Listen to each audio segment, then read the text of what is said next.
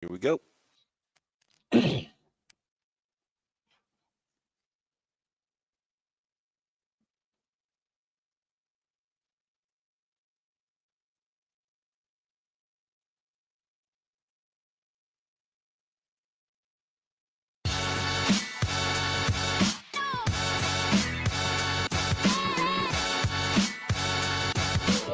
Welcome to Hurrdat Sports Radio.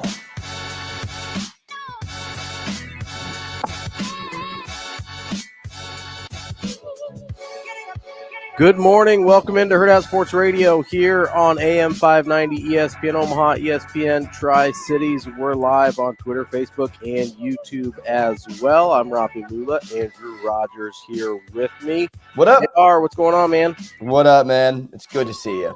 Every morning. You too, man. How's the morning treating you so far?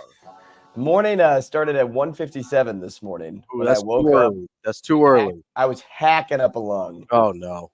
So I've developed allergies over the years, and it just seems like every year it gets worse and worse and worse. And thanks to Punxsutawney Phil, my allergies came early this year, just like spring.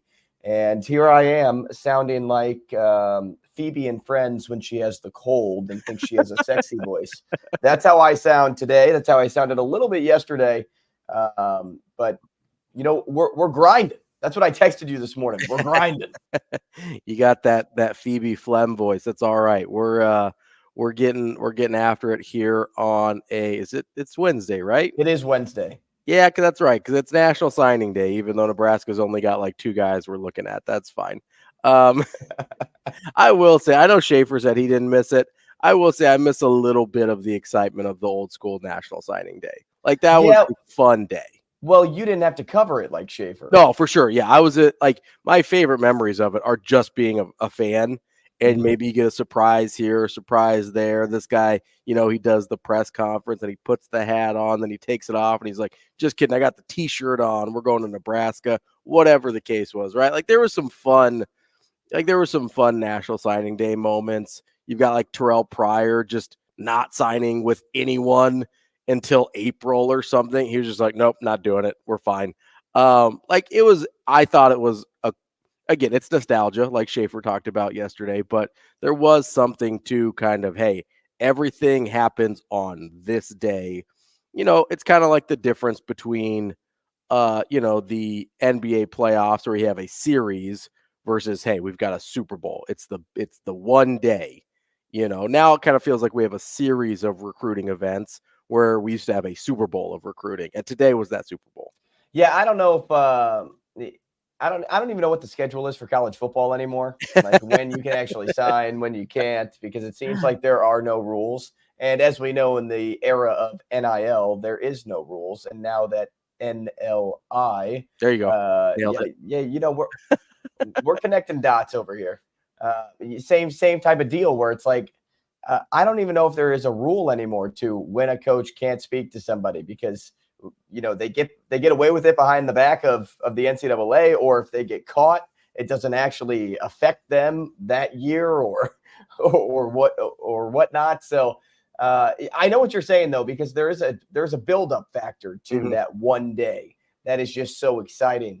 But you know, selfishly too, working in sports radio, it's nice having the early signing period because it gives you something to talk about in December. And then, you know, January rolls around and you're talking about different transfer portal moves. And now you're into February. And though it's not what it used to be, it's still something to talk about on a Wednesday, not during college football season. And we like those things.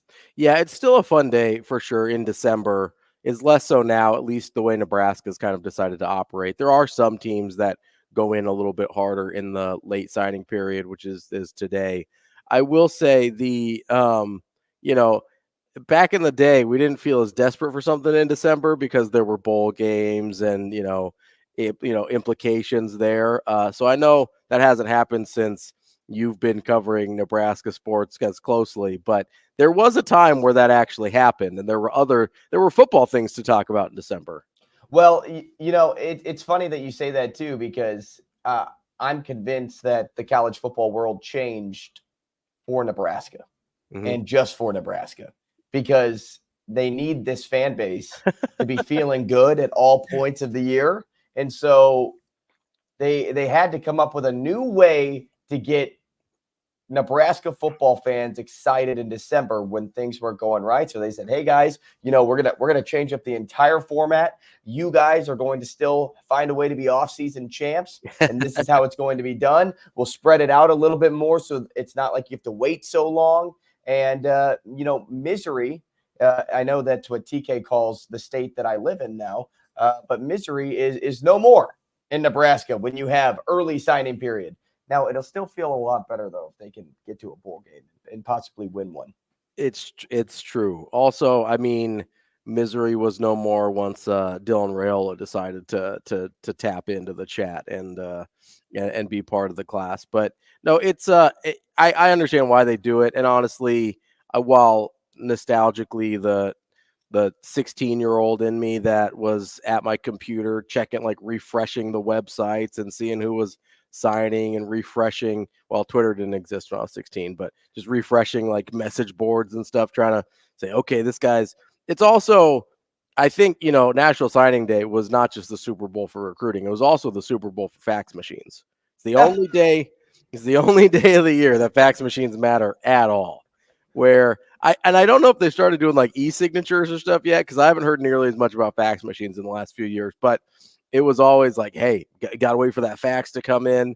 And I'll be honest, if I was a, multi-million-dollar head football coach waiting on a fax machine, I would not feel good about that, because I am 36 years old. I've worked in an office for most of my adult life, and it's like dicey every time I try and use a fax machine, which is not often, by the way.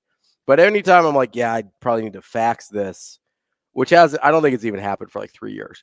But anytime, they used to happen a lot more back in like the 2010s. And every time I did it, I was like, this is like 60-40 at best. I got this right. Well, it's funny because I don't know if I could pick a fax machine out of a lineup. So it looks like a printer with a phone on it. there you go.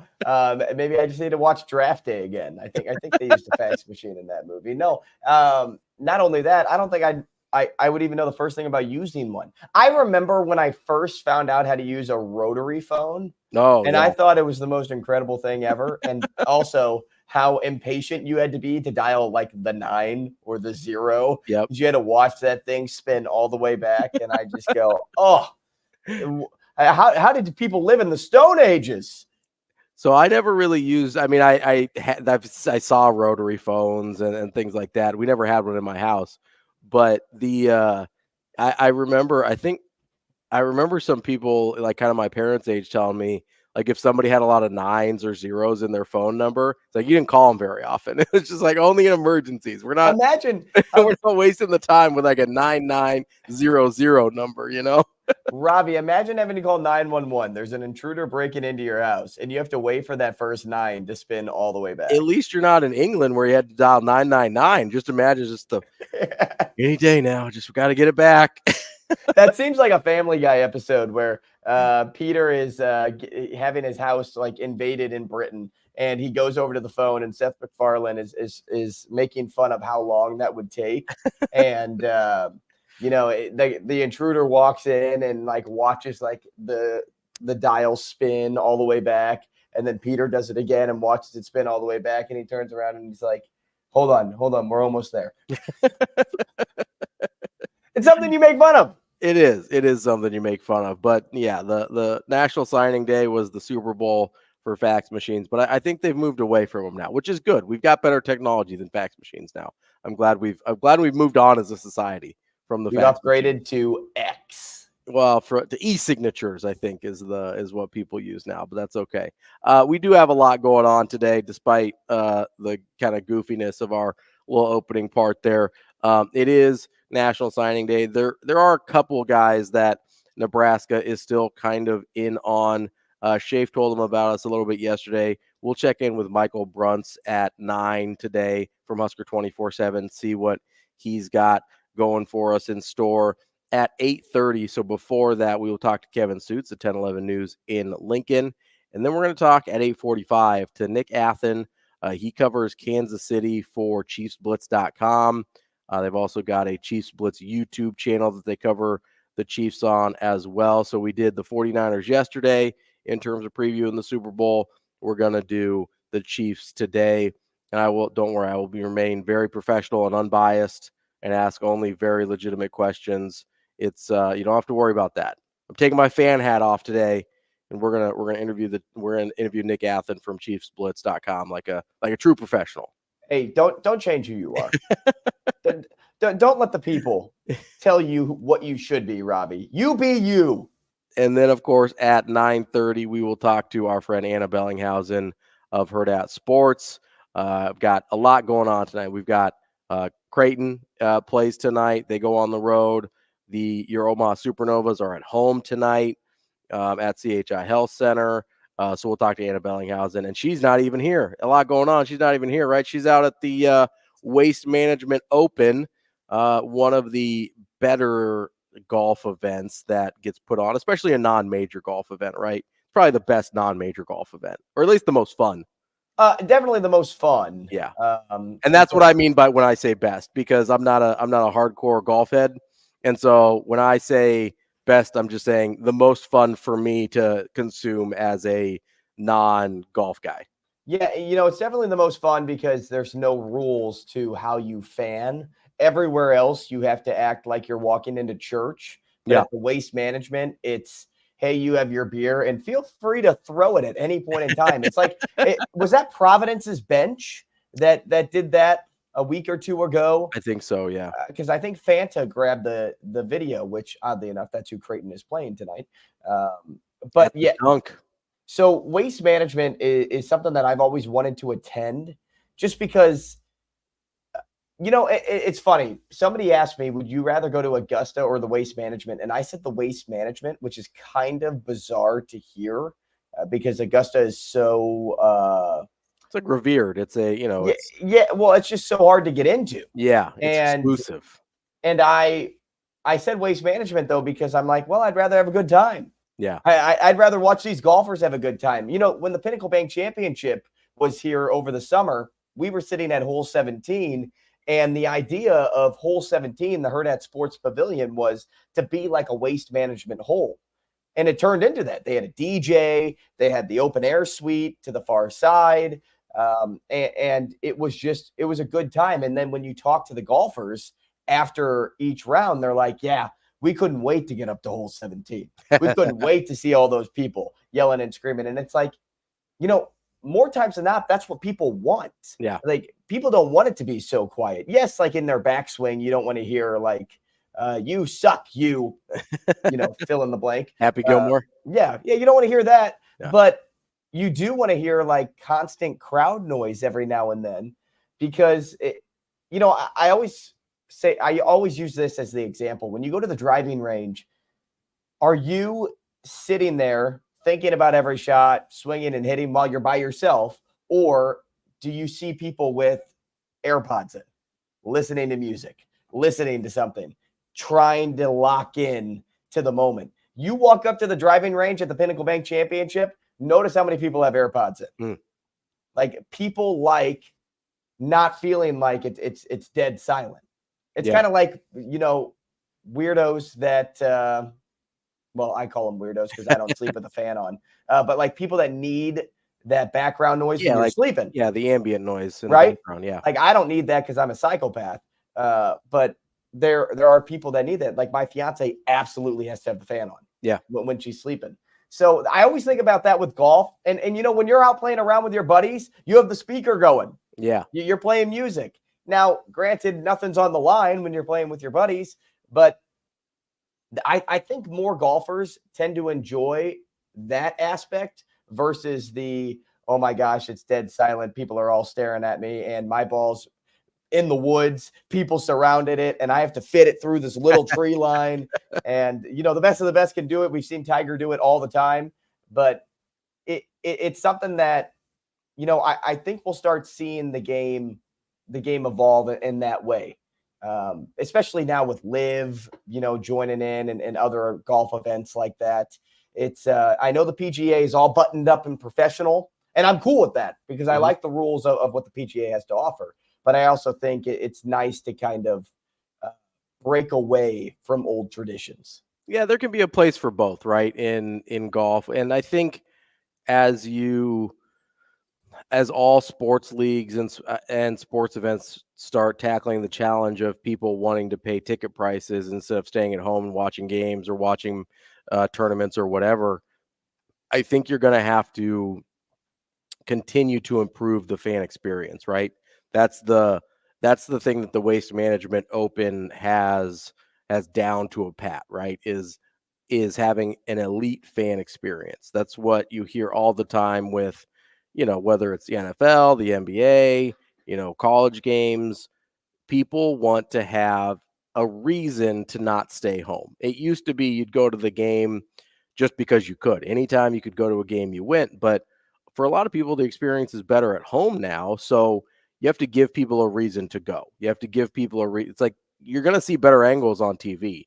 You're going to see a clearer picture on TV. You're going to get replays and commentary, and commentary might not be great for everybody. Not everybody loves some of the comment. I'm just thinking of Matt Millen during football season. Like I not everybody wants to hear that, but you have to give people something they can't get at home, and that's the challenge that golf faces. And that they seem to have the formula. The question is, with the Waste Management Open, is that something sustainable across multiple events? Is it just kind of its own little silo in that particular event, or is that something you can recreate? That's where it gets kind of challenging, and we'll see. I assume the PGA will evolve some. I agree with you. They're going to stay pretty buttoned up in general, especially at their majors. But I mean, it's more distracting when somebody yells out of a silent crowd than just having constant noise. You know what I mean? Mm-hmm. Like if a crowd is totally silent and somebody says anything, not just yelling, they just say anything, it's more distracting than if you got kind of that constant buzz of noise in the background. So I think there's a way to do both, of have a professional event that doesn't bother the golfers and to have something that's fan friendly. I mean, hey, if we can figure it out at the Hurrdat Sports Pavilion at Pinnacle Bank Championship, then surely the PGA can figure it out. Well, and to add to that, because you make a good point, it's hard to make another event similar to the Waste Management without somebody saying like, oh, they're trying to be too much like the Waste Management. Yeah. And if you look at it though from like the Pinnacle Bank Championship perspective, which is sort of kind of the Korn Ferry Tour, I call it the AAA of golf, like AAA baseball. It's one step below than what the PGA is. Yeah, because you can get called up basically. You do well enough, you get your points, whatever, you get called up to the PGA. Right. If you're one of the top 25 at season's end, it may be 30 now. Ooh, you're testing me, Andrew. I only have to be. I don't even need you for this conversation, Robbie. No, whether it's 25 or 30, you get called up at season's end, and that's how you get to the tour. That's how you get your tour card. But since the Korn Ferry Tour is a different branch of the PGA, and there's nothing like the Waste Management on the Korn Ferry Tour, or at least that people that I've touched base with while trying to figure out if there was something like that last year, the Pinnacle Bank Championship can be that. And if there was enough traction here in Omaha, if there was more people that knew, hey, this was going to be a party. It's not just a golf event. It's going to be a party. Think about how many people in Omaha would show up for that, because this state shows up for fun atmospheres. Oh, yeah. And if they knew they were getting themselves into a rager, and that's what I really think the Waste Management is, an absolute rager of a party. Omaha, Lincoln, go all the way west, pull people in. This event would be bumping off the charts. It would be the most attended, and it would be the most fun. It's already the most fun, in my opinion, but it would be even more fun to kind of give it some sort of identity. Yeah, and I think that's one of the things, and I mean, we're still 6 months off from the Pinnacle Bank Championship again this year, but this was one of the things that I appreciated and kind of learned about it while we were doing shows out there this year was, like I've mentioned, I'm not a huge golf guy. I probably wouldn't go to, like, I would go to Augusta if I got the chance just because of the experience, whatever, stuff like that. But I'm probably not going to go to a random golf tournament for the golf itself, right? That's just not really something that I'm super interested in. But, one of the things that we tried to let people know about was, hey, like, even if you're not into golf, like, it's beautiful out here. Like, you can walk around, there's plenty of stuff to do and eat and drink and whatever and hang out with the family. Like, there's plenty of stuff to do, whether you want to make it a family experience or if you want to have it kind of be a party experience for you as well. So, I mean, I think you're on the right track there, that you have to offer. And again, kind of like what I was saying, you have to offer somebody a reason to go. Minor League Baseball's done a great job of this, by the way. It is one of the things that minor league baseball is the best at, is giving people a reason to go to an event that they might not normally go to. Because for a lot of people, listen, I know that there's big sports nerds out there like us. There's certain events that we would go to for the sport itself that nobody else would think about going to, right? Like, and I'm sure we've both done that. But for the average fan, for just somebody looking for something to do, you have to give them something more than just like, well, hey, I mean, these are really good golfers. It's like, yeah, but if I'm not that into golf, like, that doesn't really, I mean, and to go to be totally clear, to go to a non-PGA golf event, you'd have to be really, really into golf to be there just for the golf, right? You have to give people a reason to want to go. Pinnacle Bank Championship has done a really good job of that. Waste Management Open has obviously done a really good job of that as well. And then you've got stuff like the Super Bowl, which goes almost too far the other direction, where it's barely about the game at all. And we'll definitely get to some Super Bowl stuff, because I think, just to kind of tease it here, Andrew, I think there's some really interesting storylines in the Super Bowl, and there always is, right? There's always, stories of people overcoming things and really, like, heart-wrenching stories and emotional stories and all that. But I think there's really interesting football stories with this particular Super Bowl, because of the matchups, because of the coaches involved, because of the quarterbacks involved and where they came from. So that's something we're going to get to today, because I think that's a little unusual. And I don't know, because of everything else going on around it. Like, listen, we may have a Taylor Swift topic before the week's over as well. But because of all the other stuff around it, like the attention put on Taylor and Travis Kelce and everything else, and the fact that it's in Vegas, a Super Bowl's in Vegas, right? And they're making the team stay like 25 miles away to keep them away from the casinos, like, and the people. Yes, right. But I think honestly, mostly it's the casinos for the NFL. They seem super concerned about it. And it's like, well, maybe you should have thought of that before you A, put a franchise there, and B, put a Super Bowl there. But they're like, no, we'll just throw them out in the desert and it'll be fine. Don't worry about it, guys. But I think there's some actual really interesting football storylines here this year. So we'll get to that as well. There's also a really interesting, and I think I'd like to get to this next. There's a really interesting decision that was made about the status of college athletes and where and how they can be paid. Because you mentioned earlier, the NCAA has sort of been the Wild West, but apparently you drive a recruit to an NIL meeting and that's where you get a 2-year show cause. Like, it's been a bunch of lawlessness with these random rules kind of scattered in. I think a decision was made this week that may start to clear a lot of those things up. There might be another one on the way. We'll get into that next. As it's National Signing Day, we know NIL has been a big part of everybody, whether they signed in December or today. So we'll get into that next here on Hurrdat Sports Radio.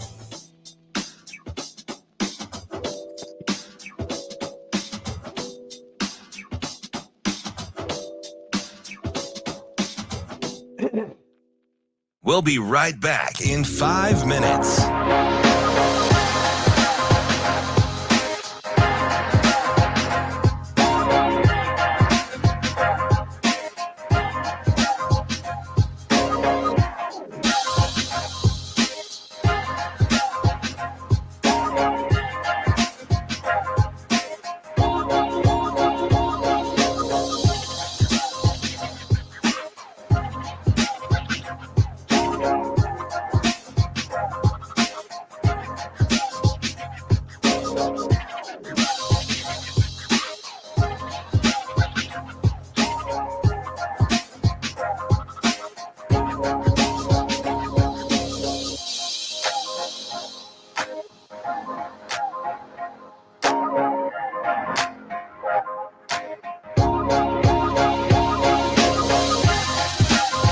We'll be right back in 4 minutes.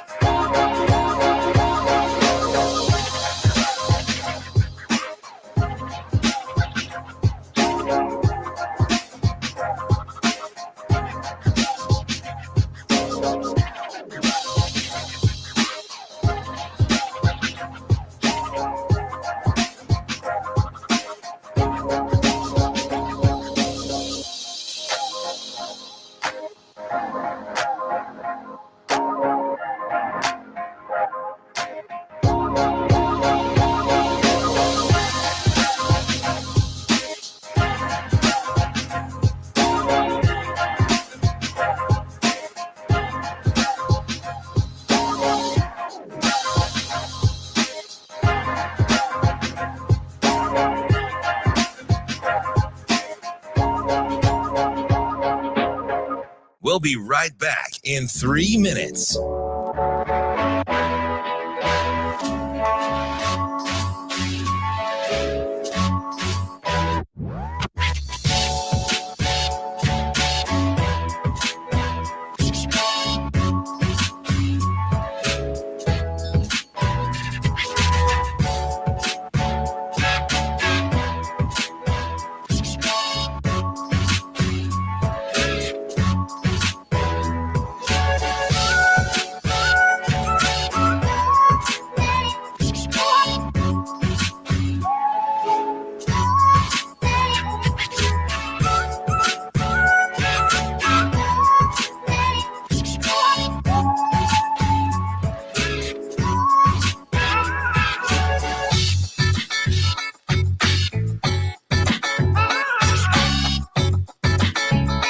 We'll be right back in 2 minutes.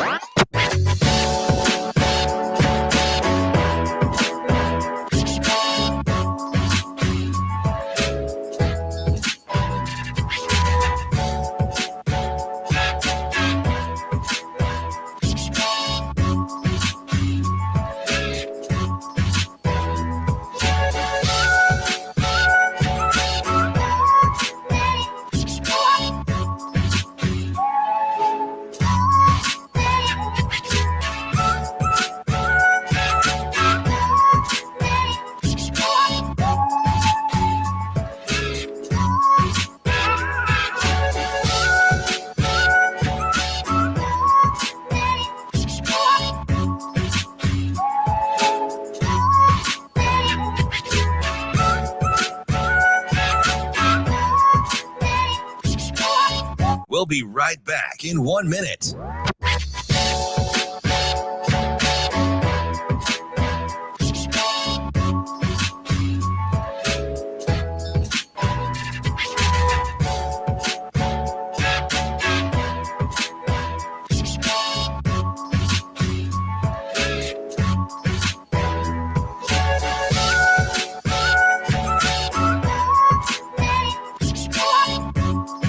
We'll be right back in 30 seconds.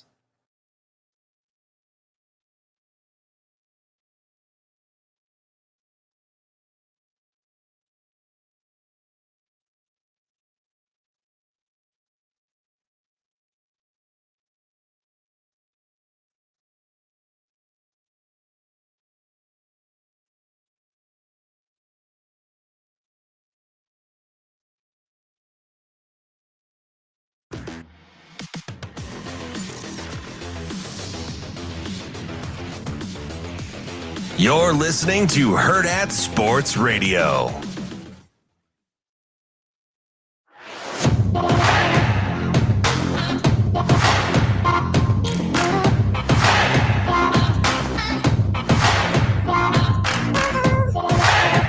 Welcome back to Hurrdat Sports Radio here on AM 590 ESPN Omaha, ESPN Tri-Cities. We're live on Twitter, Facebook, and YouTube.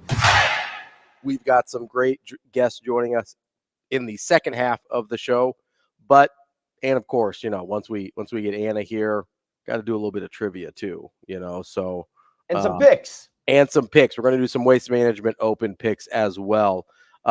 Before we get to that though, I kind of teased before the break that there had been some decisions made that could directly affect the future of college athletics, specifically with how and by who athletes are paid. And that was earlier this week, the National Labor Relations Board ruled that Dartmouth basketball players are employees of the school. And basically, if you're not familiar with the National Labor Relations Board, I don't blame you. I wasn't either. Had to do some Googling. Basically, it's a federal agency that exists to enforce labor laws, whether it's from the worker side, from a union side, from the employer side, whoever. So if somebody's violating those rules, they enforce them much like a court would for your regular laws and regulations and things like that. The reason this is important is because they're basically saying that Dartmouth, in this specific instance, because they're the ones that brought the case, is in violation by not treating the basketball players as employees. Now, if this is a ruling that stands, it would basically open things up for players to potentially either unionize it and collective bargain, or at least set the precedent that the universities can and actually should pay the players directly. Now, you put this in combination with a bill in South Carolina that exists for the purpose of legalizing schools, specifically the Clemson, South Carolina, Coastal Carolina, being able to be active in the compensation process to pay players directly or be active in that process, which the NCAA currently prohibits. And I think we might be very much be on the front end of shoring up the NIL Wild West that we keep hearing about and keep hearing guys talk about, because right now it really is a total crapshoot, right? There's really no rules. There's really no guidelines except, you can't be directly involved, but we don't really know what that means. And so having rulings like this, if they stand and if they go through, basically put in place the framework for schools to be directly involved with the NIL process. I don't think we're going to see schools directly pay players. What I do think we'll see is schools being in charge of the NIL process. And Matt Rule's kind of hinted at this before, where players are kind of out there on their own. They don't get a ton of guidance. They don't get a ton of help navigating what's real and what's not, and what's a promise and what's actually deliverable. If the schools can be involved directly, they can say, hey, this is from a person that we trust, that we know. You could probably even have employment contracts at this point where not only for NIL, but maybe for national letters of intent being a little bit more like an employment contract as well. Now, that's beneficial for the player side for sure, but it would also probably limit some of the movement if you're talking about actual employment contracts and not kind of just these handshake deals like, yep, I'll give you $1 million to come to school here and advertise for me, whatever, right?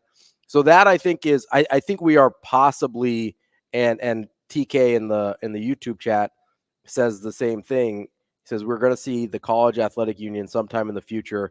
If there's one thing that unions do, it's lobbies Congress, NIL dollars to Congress.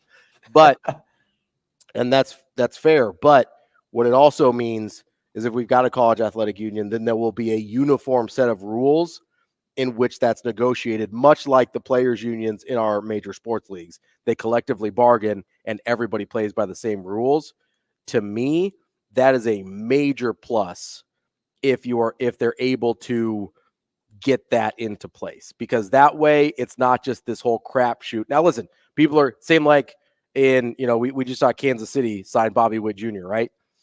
They generally have not spent that kind of money because they're not a big market team. They haven't made that kind of money, right? But so there's going to be variations of that. Nebraska is going to pay people more than Iowa State, probably. That's just how it's going to go. But everybody will be operating from the same set of rules, which I think is a major, major plus. And maybe, at least in college football, maybe the first time ever that's happened. We'll see if everybody operates by the same. Well, rules. fair. That, There's at least a chance. Right. We'll put an asterisk by that, just for now. But no, you bring up a lot of good points there. And the big one for me, and I've thought about this for a long time, and it comes on the heels of having a fiance that ran in college but didn't have a full ride scholarship, but we attended a private school. And I've always said this, as great as it is to play a sport, participate in an activity, whatever that may look like, the practice hours, the travel time, the working conditions, like all those type of things that athletes have to go through, the mandatory study halls, things of that nature, like that's a job, right? Like when you're a college athlete, that's your job. For me, I didn't go to school to play a sport. So I was able to have a job, make a little side money, all that jazz, and figure out how to pay for school that way. Like I officiate basketball games, soccer games. We talk about me being a ref all the time on the show. I had jobs in the summer. I had my job at the local ESPN station in St. Louis, all these type of things. I was constantly working and constantly bringing in money so that I could pay for school. Meanwhile, when you have an athlete, let's just say you're on scholarship and you make the school, it costs $15,000 to go to, but your athletic scholarship per semester is only, $5,000. Well, baseball is a great example of this, right? They don't have enough scholarships for their roster. And you see, especially in certain conferences in the South, especially, these are huge. These are money-making enterprises. I get college baseball doesn't make money everywhere, but just because, like you said, partial scholarship does not equal partial hours. Right. And so when you're putting in all full-time hours, a full-time job, and you're still not feeling that sort of reward, that's why I think these conversations are starting to happen more and more, because, at some point you have to look at it and think, man, if we broke down their hours per week, it is much greater than 40 hours. Oh, much higher, because you're doing 2-a-days. You have team dinners, you have team meetings, you have film, you have all of these type of things. And if you're not playing a premier sport like football, and you are playing a sport like baseball or cross country or whatever that may be, you're not seeing the revenue that will get you paid in full. And as you said, like I put the example out there for $5,000 per semester. And if you went to a $15,000 school, you're only paying $5,000 at that point, which is great. And maybe that's more in line with what we see with college education today. But there's plenty of people out there that don't even get close to that number. No. That barely reach $2,000 for the full year to play their sport. And most places cost way more than $15,000 if you're not in state. And if you're breaking it down, and you're looking at, okay, this person's getting paid, let's just call it 50 cents, right? Like 50 cents a day to do this activity. Like, yes, they're doing what they love, but they're struggling at the same time because they aren't being treated as quote unquote employees. So like that's their job. Again, to come full circle, an athlete in college, like your job is your sport. My job in college was an actual job outside of the school. You got paid for. And so, moving in this direction, I think is a good thing. I think it's a long time coming. And I think it will be a huge stress reliever as we see the rising costs for education just keep going. Yeah. And, we've only got about 30 seconds left here, but it's a really important, I think, conversation, especially for the non-revenue sports, right? Because you mentioned all those responsibilities you have. The one thing you didn't mention that is absolutely required of every one of these athletes, actually classes, right? Yeah. On top of all of that, you still, and listen, online got to go to school in terms of time management and stuff like that, you can be a little bit more flexible. But you still have to take a full class load and be passing those classes to stay eligible. And I get they have tutors and help and stuff like that, but man, it is a minimum full-time job, and you're probably putting in a pretty good amount of overtime as well. We will continue and wrap up hour number 1 here on Hurrdat Sports Radio. Coming up next.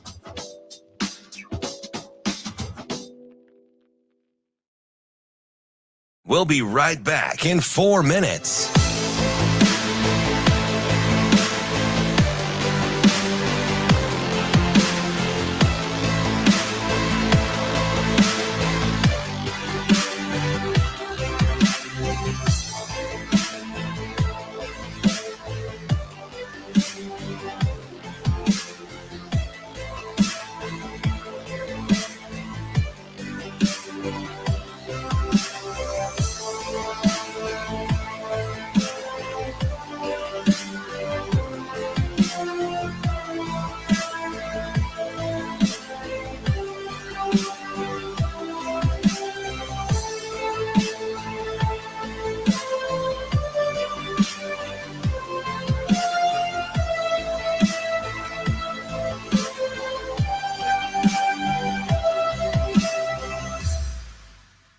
We'll be right back in 3 minutes.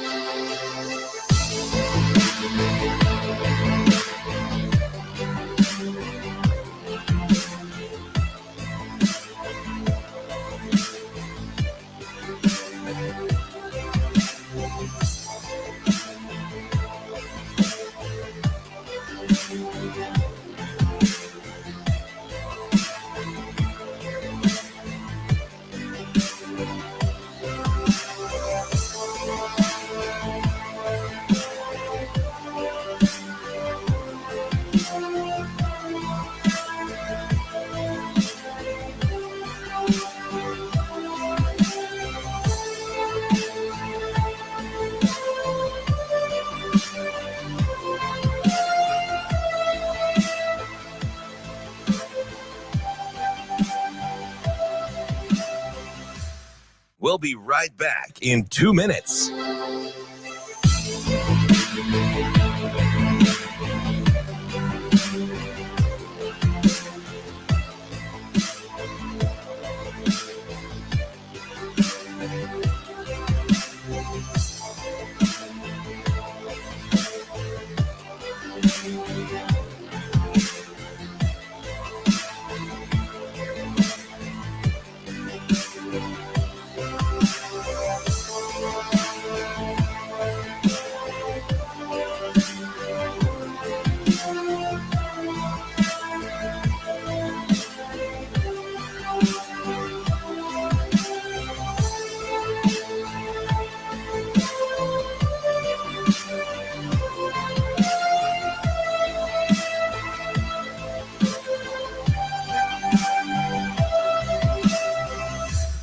We'll be right back in 1 minute.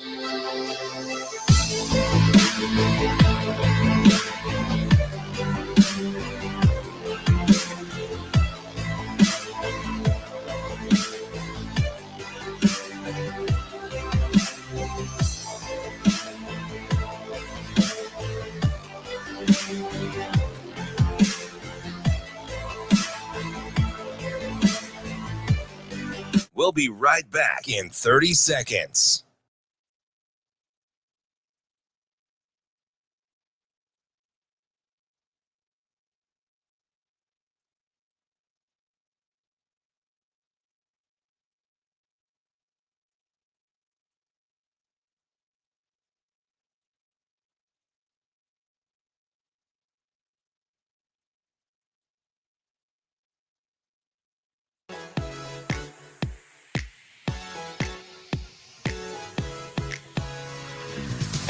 You're listening to Hurrdat Sports Radio.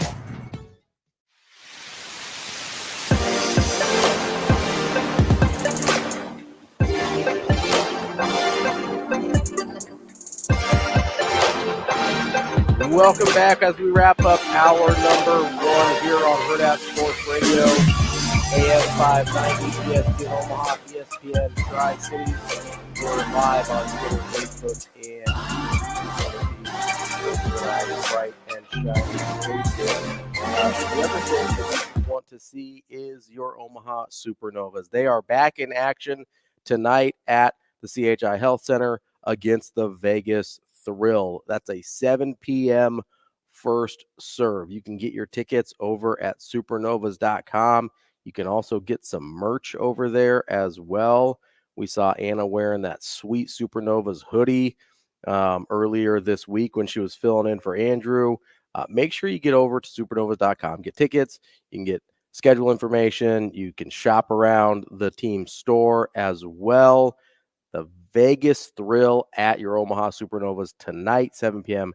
at CHI Health Center. Make sure you get out and support the Supernovas. If I don't see another 5-figure attendance, we're going to have a stern talking to, people. Let's keep this up. We had over 11,000 in both of the first 2 matches. Let's make it 3 in a row before we send our Supernovas on the road next week. That is tonight at 7 p.m. All right, Andrew, want to get into a couple other topics here before we dive into our Super Bowl storylines at the top of the 8 o'clock hour. And one of those was something we hinted at there in the last conversation, was the Kansas City Royals finally decided to spend a little bit of money.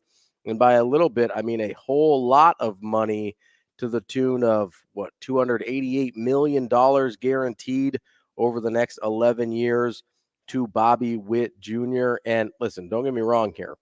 Bobby Witt is a very good baseball player. He is somebody worth spending money on.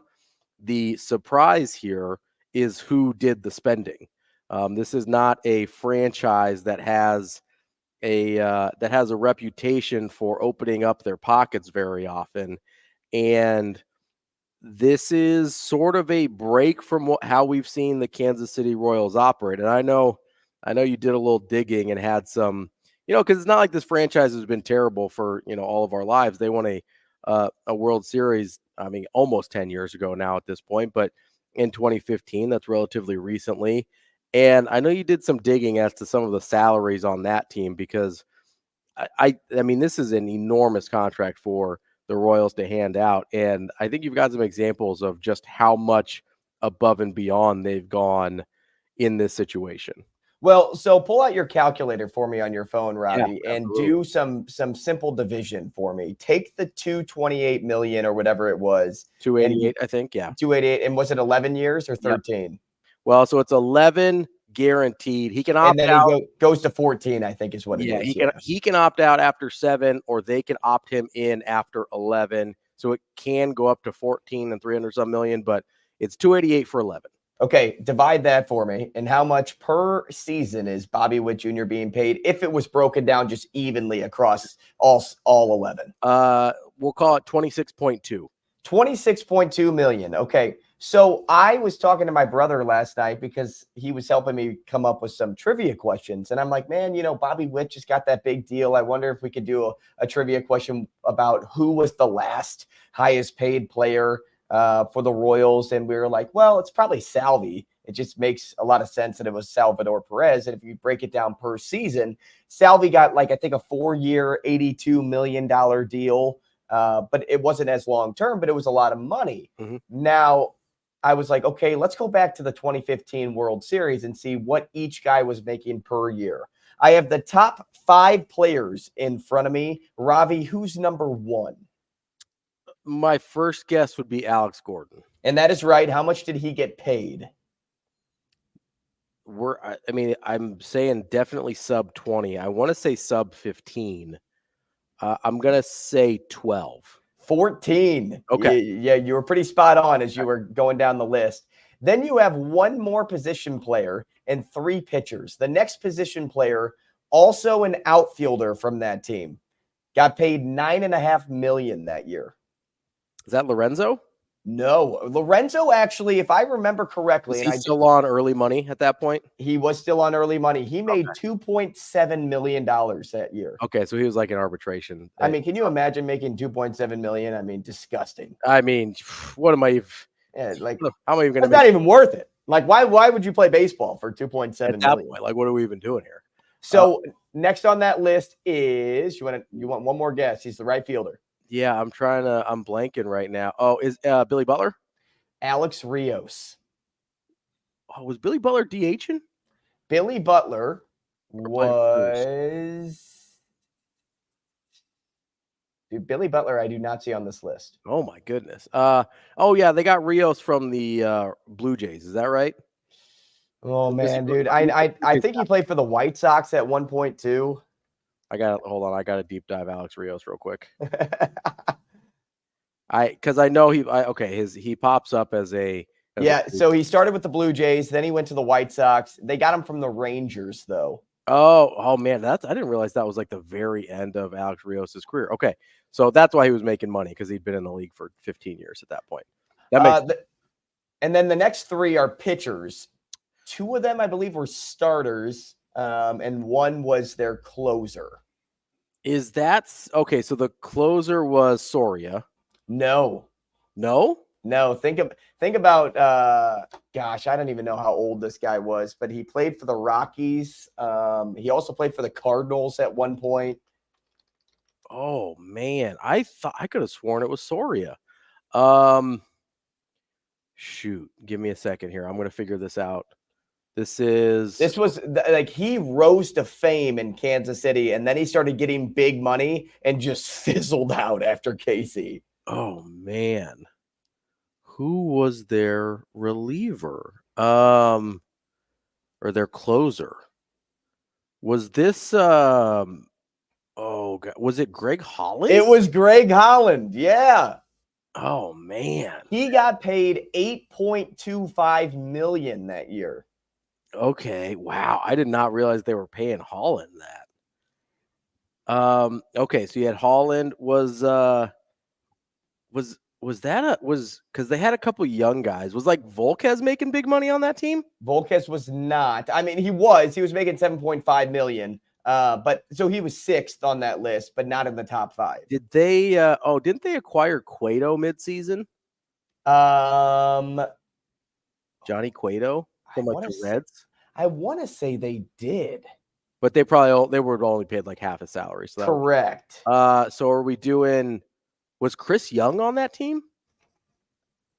Chris Young, not in the top five on the team. He only made $675,000. Oh, that must have been one of those end of career deals. So one guy, and he was in the news for the wrong reason last year. In 2023. I don't remember. So I know Jeremy Guthrie. Oh, Jeremy Guthrie. I was gonna go like Luke Hochaver, but I was like, I don't think he's getting paid at that point. Dude, he got paid $4 million that season. Oh, that's not bad. Yeah, he was one step below Hosmer. The one that you're missing, another starting pitcher. I think he was a starter. I remember him as a starter, so he's got to be a starter. Was Giordano making money at that point? Ventura? No, $950,000. Okay, I thought he was on rookie money. I'm out of starters then. If that's he's a southpaw. I got it's not Wade Davis, was it? It is not Wade Davis. Jason Vargas. Oh gosh. So that's your top five that season. Gordon, Rios, Guthrie, Vargas, Holland. That team won the World Series. Yeah, and only like two of those guys are any good. Was that the year they were the wild card team too? Yeah, I think they were a wild card both years that they went to the World Series, 14 and 15, I think. I got no room to talk. The Cardinals were a wild card when they made the World Series, hey, 11-1. You don't even worry about that. Just, listen, you get in the party. It's like those playing teams. You get in the party and then you start dancing. All right. You don't have to. Just because you're in Dayton doesn't mean. But it is crazy to kind of like look back at that roster, and I know that over time, and this is almost 10 years. Yeah. That you can basically assume that the range in salary is going to be much, much higher. But the fact that somebody of the age of 22, is that how old Bobby Witt is? 23? Yeah, maybe. Yeah, this will be his age 24 season. He was 23 last year. So Bobby Witt Jr. was the number one prospect in college baseball for at least a year. He may have been it for 2 years. So it makes sense after the season we saw last year, because he took a huge leap from year one in the league to year two. I mean, He went up 0.2 in 0.02 in batting average. His numbers went up with that as well. So it makes a lot of sense to see Bobby Witt get paid. The Royals did a great job of finally doing it, though, because at some point you have to establish who you're going to build a team around. And the Royals haven't been able to do that over the years. Now that they've done it with Bobby Witt Jr., because there's no salary cap in baseball, you can start pulling guys in from all over, and you got to just start paying people. Like, there's money there. You have money. You wouldn't own the team if you didn't have money. You have to start paying people. Well, and I mean, this is a whole different conversation for a different day, but I don't really buy into the poverty cry that all these small market teams, like, revenue sharing exists. I understand that it's cheaper to operate in those cities. Like, I'm not here for it. I'm not ready to hear all that. Like, pay your players, like, be responsible, pay your players. That's funny though that the 2015 world champs were not even in the neighborhood of what Bobby Witt Jr. did. Coming up next, speaking of a sport that does have a salary cap and has dramatically impacted how the Kansas City Chiefs have put their roster together, we've got some Super Bowl storylines we want to get to next on Hurrdat Sports Radio. We'll be right back in 4 minutes.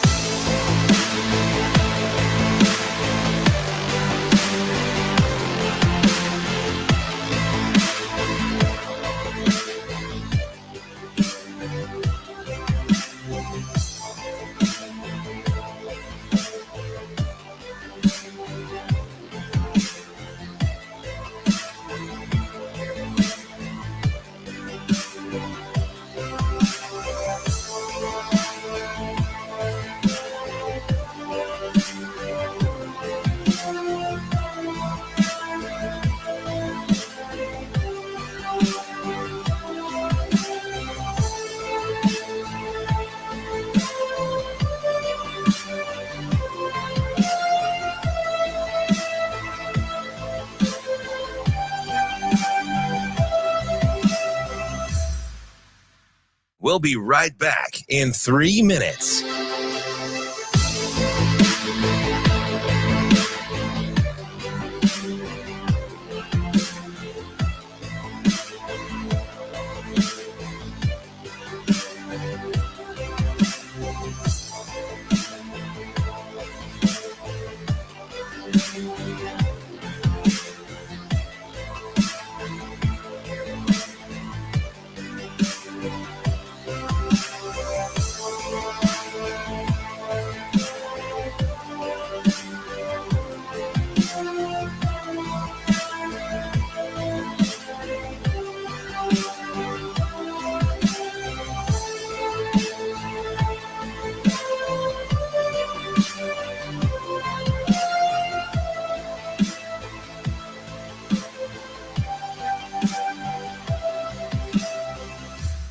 We'll be right back in 2 minutes.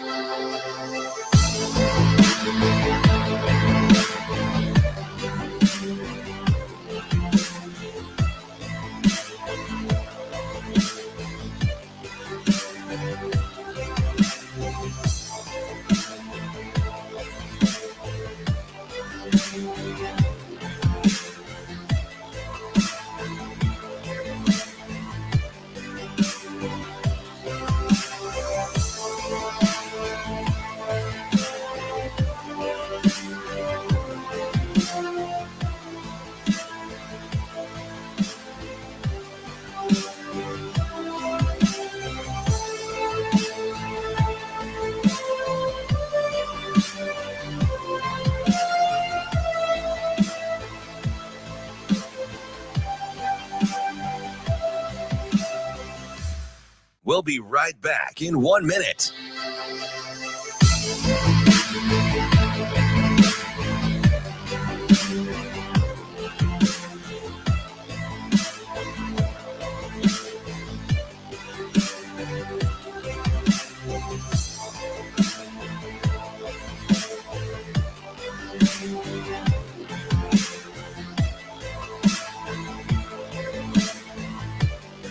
We'll be right back in 30 seconds.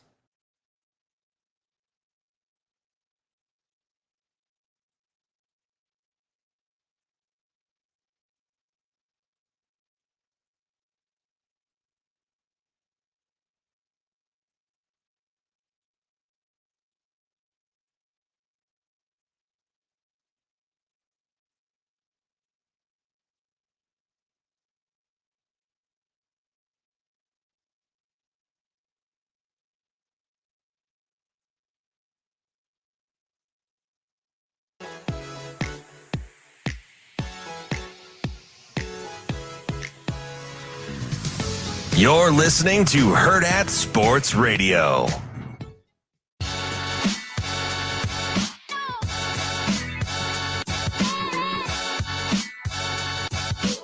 Welcome to Hurrdat Sports Radio. Kicking off hour number 2 here on Hurrdat Sports Radio, AM 590, ESPN Omaha, ESPN Tri-Cities. We're live on Twitter, Facebook, and YouTube, which means you can catch us wherever in the world you're at, just like our friend is from Northwest Arkansas checking in on the YouTube chat. We appreciate everybody that's listening or watching in, regardless of where you're located, and we appreciate our friends over at the Warhorse Sportsbook and Casino. We are right smack dab in the middle of the time for you to make your picks in the $100,000 pick challenge, prop card challenge for the big game on Sunday, part of the Warhorse Festival of Games. You should have already been qualified with your entries to get into the prop card challenge and into the $20,000 grand prize drawing. All you need to do now is make those prop card picks and validate your entry. Go to the casino in Lincoln, swipe that member's card. You have to be a Warhorse Rewards member. Swipe that membership card and hit that validate button, and you will be entered in. If you win 25 for 25 on that prop card challenge, you'll have your chance at $100,000. That is the Warhorse Festival of Games from our friends at Warhorse Sportsbook and Casino. This contest for the Warhorse Casino in Lincoln only. The Omaha location not participating, but just make that short drive down to Lincoln if you're not already there and get those entries validated. Andrew and I believe Friday are going to go through our prop cards. That we are. And you know what's funny? And it also kind of stinks. And I'll just be totally transparent. Ravi and I will not be eligible. Yes. Unless Ravi goes to the casino for us. Well, yeah. I mean, yes. And, as friends of Warhorse, there might be a little bit of a, right. Well, and on top of that, though, I have been building our entries up on the Festival of Games page because you can also, I found out you can get bonus entries if you play the games that are on the page. Oh, so fun. You talk about $50 sports bets will get you an extra bonus entry. Well, if you actually play the little arcade games that they have on the Festival of Games page, you can get or be eligible to receive an extra entry. So I have 11 entries built up for us. Honestly, I'm surprised that number's not more with all your sports betting, but that's okay. Yeah, go to warhorsecasino.com if you've got any questions about how to validate your entries, how to make the prop card picks, anything like that. Warhorsecasino.com has you covered. But we will get to our prop picks on Friday. But right now, I do want to talk about the big game on Sunday because there's a lot of big storylines for the Super Bowl as well. Besides, obviously, a championship on the line. I asked this question of Rohan yesterday, our Niners Nation guy, that I asked him kind of who this meant more to legacy-wise in terms of Kyle Shanahan or Brock Purdy. But there's another side to that question, too, because, Patrick Mahomes is kind of goat chasing right now, right? He's sort of in early LeBron career mode here in terms of trying to chase down some goats. Andy Reid's legacy starts to get really interesting if you have 3 Super Bowls. He's got another Super Bowl appearance with the Philadelphia Eagles. He's one of the best offensive minds we've ever seen, one of the best quarterback mentors that we've ever seen. If you look at his track record with his quarterbacks, I mean, we got the best football out of Michael Vick's career from Andy Reid. We got, Donovan McNabb was only really good with Andy Reid, even though he was still reasonably young when he went to Washington, was not the same type of player. He got the best football out of Alex Smith. And then obviously the crown jewel of his quarterback mentoring career is helping turn Patrick Mahomes into what he is. And that's not to take anything away from any of those guys. They're all super talented, obviously. But we've seen, and we talked about it yesterday, being super talented doesn't get the job done. Like there's a lot of other things that go on, circumstance, coaching, a lot of things go into that. Andy Reid has a really good track record of getting the best out of his quarterbacks. So what is, and one of the questions that got asked of Andy Reid yesterday in kind of press availability was if he's thinking about retirement. And his answer was a little ambiguous. I mean, he talked about how his parents always told him, like, when you know, you'll know, and how he's like, today is not that day. It's like, yeah, today might not be, but Monday might be. Sunday night might be. I don't know. It felt very non-committal to not making that decision of be like, oh, yeah, I'll be back next year. I think there's a chance, and this is maybe one of the biggest storylines because of how that resume that we just read off of Andy Reid. I think there's a chance that if the Chiefs win the Super Bowl, he might kind of pull his own John Elway and ride off into the sunset on back-to-back championships. It wouldn't surprise me either. And here's why. Yes, he can cement his legacy by doing it in back-to-back seasons, but like think of the party that he's joining if he were to do that, right? You'd be joining Belichick, Noel, Don Shula, Jimmy Johnson, Mike Shanahan, Vince Lombardi. Are those Hall of Fame head coaches, Ravi? I can't remember. Yeah, that's a pretty good list and a pretty exclusive list. I mean, there's right. a lot of really good football coaches that do not crack the list of guys that have won back-to-back. And look, only 4 have won multiple Super Bowls. Well, I say more than multiple Super Bowls, which is the number 2. Yeah, so Belichick has won 6. Yeah. Noel has won 4, and Walsh and Gibbs have won 3.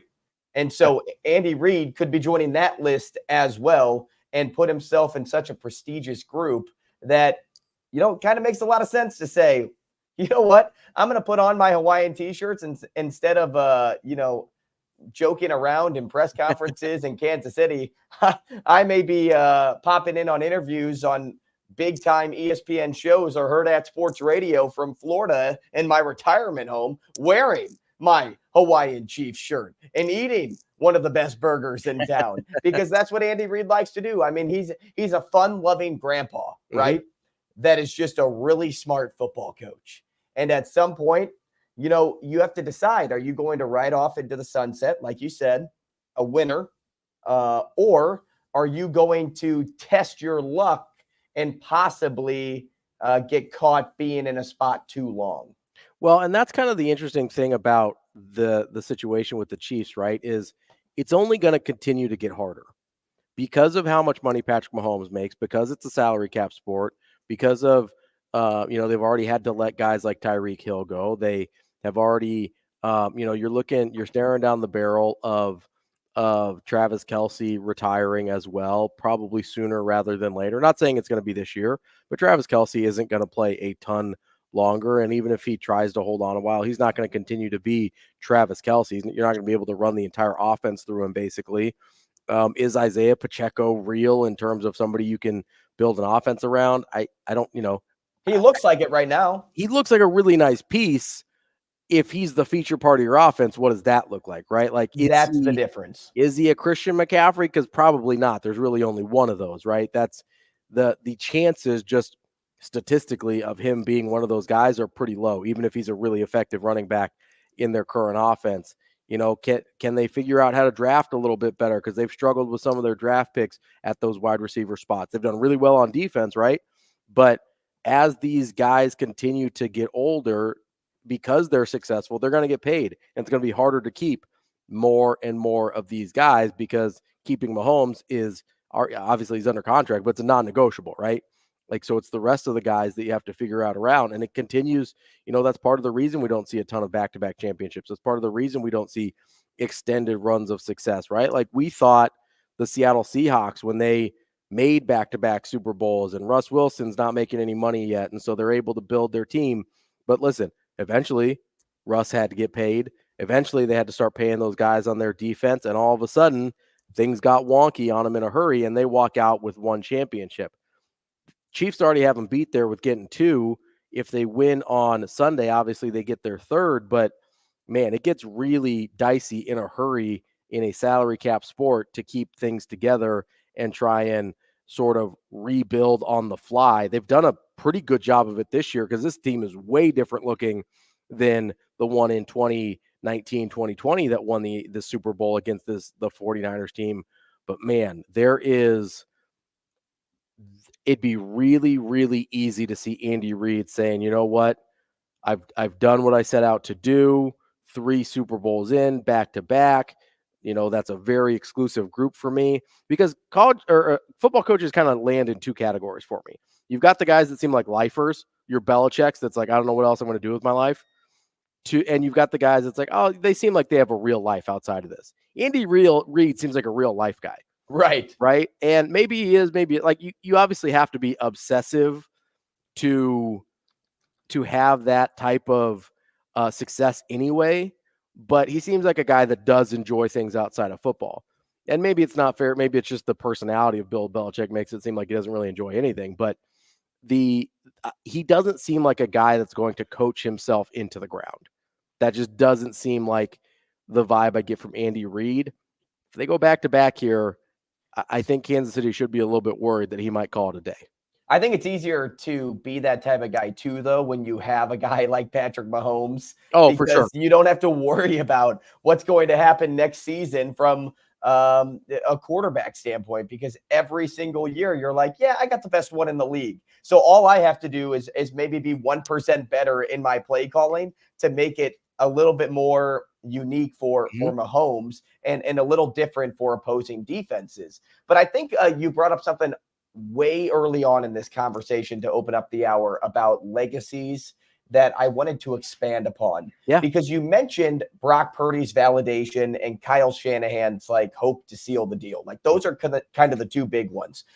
Purdy's validation is pretty self-explanatory. And then Shanahan's too, you look at his Super Bowl collapses in his career and think, oh man, if he can't get over the hump now, how do we identify Shanahan going forward? It's going to start to be a thing. If he doesn't win this one, it's going to start to be a thing of can't win the big one, can't get over the hump. It's great coach, but can't really get it done. He's going to turn into kind of Marv Levy with the Bills. That's kind of the danger for Shanahan here. I think there's 2 more players though, that can get added to this legacy list, whose legacy is on the line. The first one is Christian McCaffrey. And you mentioned him when you were bringing up Pacheco there, because McCaffrey is trying to join his father in the Super Bowl victor club. And if McCaffrey gets a Super Bowl victory, he's in discussion of best running backs of this generation, if not, all time, based on what he's been able to do. He's a 3-time Pro Bowler. He's 2-time All-Pro, and he's among the league's active leaders in all-purpose yards with 10,728. That trails Zeke and Derrick Henry, but a Super Bowl ring has eluded both of those guys. So if McCaffrey can get that, that's why I really believe he's the best running back of this generation. And he would be able to solidify that if the 49ers can get that done on Sunday. The other player, Trent Williams. If you think about Trent Williams, what does he have, or what does he not have? The only thing he doesn't have is a Super Bowl ring. He's praised as one of the best left tackles in the game, and that's well-deserved. I mean, he has Pro Bowl honors in 11 of 13 seasons, first-team All-Pro selections in each of the last 3 seasons. The Lombardi Trophy is the only thing missing for this future Hall of Famer. A win would give him that final accolade. And then what do we like to call those careers? We like to call them storied careers. And the ultimate ending to somebody's story is hoisting the Lombardi Trophy at the end of the season. Those 2 guys, I think, are keep an eye on guys this Sunday, because, their legacies are already built. But in terms of making them the best of their position, this trophy, this Super Bowl could be what they've been just missing over the course of their career. It's interesting you bring up those 2 guys, because we don't a lot of times think of non-quarterbacks when we're talking about legacy, right? That's not something that we do a ton. But Christian McCaffrey especially kind of sticks out to me, because, Trent Williams, I think his legacy is pretty set. This is, to me, maybe the difference between one of the best tackles of all time, and maybe some people claim that he gets a Super Bowl. We see how dominant he's been this year. We see how bad San Francisco was without him during that few game stretch where they actually lost a couple of games this year. And you go, okay, maybe he's the best tackle of all time. Like maybe he's the best that we've ever seen in terms of what he's done. So that to me is kind of a resume builder. But McCaffrey's interesting because you could almost make the argument because of how much better this team got when Christian McCaffrey came over last season. I think you can legitimately make an argument that he's the most valuable player on this team. I also think you could make the argument that he's the most valuable player in the league. Ravi. I know Lamar Jackson's probably going to win it, but if you look at what this team is with and without Christian McCaffrey, you can make a pretty easy argument that Christian McCaffrey is the most valuable player to this team. And you would kind of, listen, you're always going to look at, hey, if we don't have a quarterback, we don't have a shot, right? If we don't have a quarterback, we're not winning a championship. But a guy like Christian McCaffrey can maybe change the type of quarterback you need, right? Because you've got a Lamar Jackson in Baltimore who does everything. And I mean everything for that team offensively. And we saw in the AFC Championship, when part of that game isn't quite on point, they have a real hard time moving the ball, putting up points, doing the things you need to do to win ball games. So yeah, there is something to having a guy like Lamar Jackson, but if you've got a guy like Christian McCaffrey that makes you not need the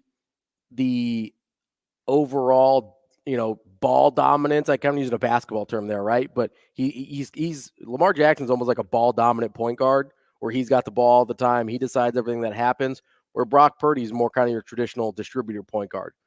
It's harder to find the ball dominant guys in football, the guys that can do everything for you, but sometimes it might be harder to win with those guys too, because if they have an off day, your whole team is kind of in trouble. That's the beauty of Patrick Mahomes, is he's both.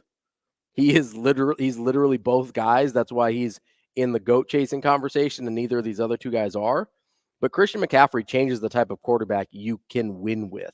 And that's his value to this franchise, because I think Kyle Shanahan, when they drafted Trey Lance, was looking for a do-it-all ball-dominant guy, right? I think he was looking for his Lamar Jackson. And instead, they get Christian McCaffrey, and he ends up with his version of the distributor point guard, the guy that gets the ball to everybody that needs it, the guy that gets the ball to guys in space. Like it changes the type of guy you can win with. Christian McCaffrey is a really interesting point on the legacy conversation, I think, for that reason. And then on the other side, you look at the Chiefs, right? And not just on offense, but defensively, nobody expected this result with the roster turnover that we saw this year from Kansas City. Nobody. Everybody was riding off the Chiefs defense, and throughout the season too, when the offense wasn't performing and they ended the year 11-5, well, you could look at it and be like, yeah, there were a couple of drop balls, but also you see 11-5 and you're like, yeah, well, the Chiefs defense isn't as good as they've been in years past, so that you're going to see some of those things. Like, no, they've morphed into a juggernaut after seeing what was on paper at the beginning of the year to where they are at now. Guess how many points they are holding teams to per postseason contest? Ooh, so what, it was 10 against the Ravens. I don't remember what the score of their first game is. I'm going to say like 14. Yeah, 13.7. Nice. Guess how many points they held teams to during the regular season? So it's a little bit more than that. I'll say 18. 17.3. You are basically in the ballpark. Yeah. That level of dominance, we don't talk about how much that erases pressure on Mahomes in the offense. That's not talked about enough. Yeah. So the point I'm making here is the evolution of the Chiefs defense may be the most important piece to their Super Bowl run this season. Oh, it absolutely is. They're not in this neighborhood because the offense has taken a step back. I mentioned it earlier. They've struggled with some of their offensive drafting a little bit, although Pacheco and it seems like Rashee Rice are both going to end up being hits. But the defense, they have crushed it. Their drafts on defense have been on point. They've gotten a ton of really impactful players, and it's been the reason they've been able to survive the loss of a guy like Tyreek Hill, that they've been able to survive the wide receiver drops that we were talking about earlier this year, that they were able to survive, Kelsey not having a typical Kelsey season throughout the entire time. He's playing great now, and he's had some other stretches where he was playing great, but this isn't a 17-game juggernaut that he's been able to put together like he has in years past. That defense is the story outside of Mahomes for the Kansas City Chiefs, and I think they've started to get the credit they deserve, but I'm not sure that people appreciate just how dominant this defense has been. And they had as much to do with Lamar Jackson struggling in the AFC Championship game as Lamar himself did, or the play calling of Todd Monken. But the Chiefs' defense, you're right, is a enormous factor in what we've seen here in terms of the Chiefs' ability to get back to this game. Last thing I want to get to here, speaking of defenses, everybody knew about the 49ers defense coming into this year from last year. Obviously, they had DeMeco Ryans last year. He leaves to go be the Texans head coach. They bring in Wilkes, who was the interim in Carolina, and they were good for a lot of the year. They've got all the pieces you could possibly want. They've got the rushers, they've got the linebackers, they've got the back end. They haven't played very well in the playoffs. That is a major storyline here, is can the 49ers fix their defense? Because it's not a talent issue. You look at the roster, you look at the guys they have on the defensive side there, and you would be hard-pressed to find better personnel. So that leaves one of two things, and the 49ers seem to think it's an effort issue. They watch the tape, they're like, hey, that's unexcusable. We got to have 11 guys going hard at the same time.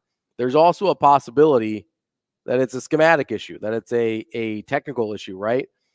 And I think they're hoping it's not that, because that's a little bit harder to fix.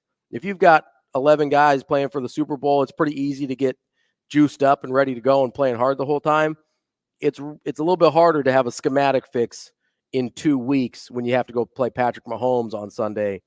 So I think they're hoping that it is a hustle, a effort issue.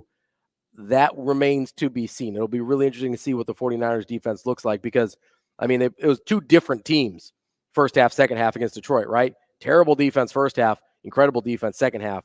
They're not going to be able to have a terrible half against Mahomes. Well, nothing much more to add to that, because you hit the nail on the head, other than, think about the last 5 seasons of football for the 49ers. The 49ers have been the standard. Mm-hmm. That defense has been the standard for the league, what people have been trying to reach, and that's what has led them to reaching the playoffs 4 times and winning 2 NFC championships in that window. But you're right. The biggest thing here is, can that stingy defense contain Mahomes and what he's been able to do? And if they can shut down that talented offense and keep the foot on the gas, the offense for the 49ers doesn't have to be excellent. No. They can just be really good, and that defense can carry them to victory. Yeah, it'll be interesting to see. Like I said, we'll do our prop picks on Friday. We'll continue to preview the Super Bowl throughout the rest of the week. But right now, we've got our guy, Kevin Sjuts from 1011 News in Lincoln. He will join the show next on Hurrdat Sports Radio.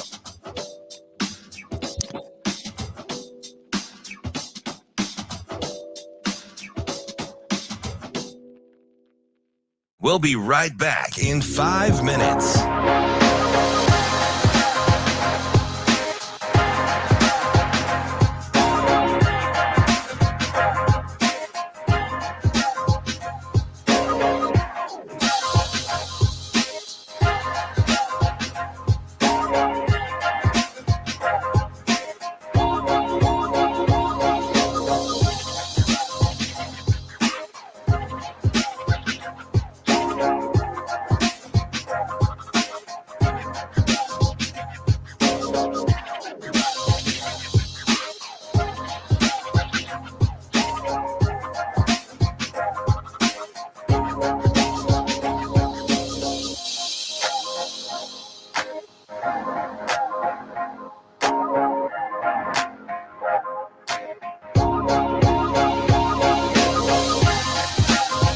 We'll We'll be right back in 4 minutes.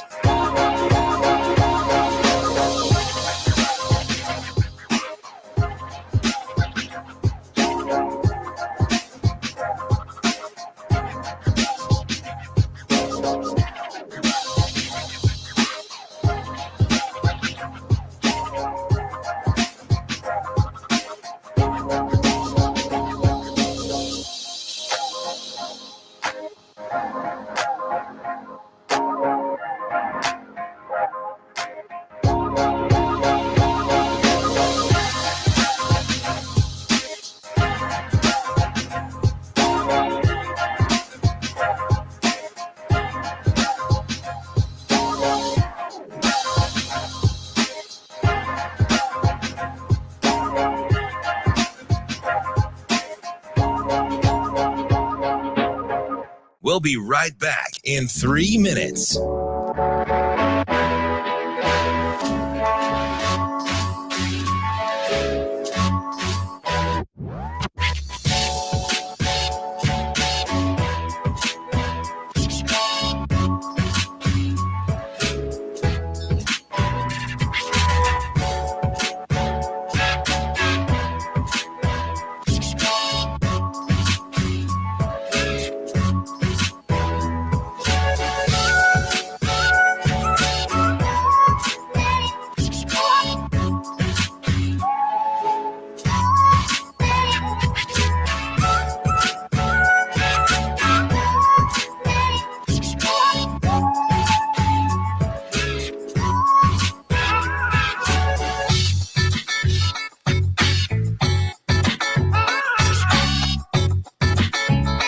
We'll be right back in 2 minutes.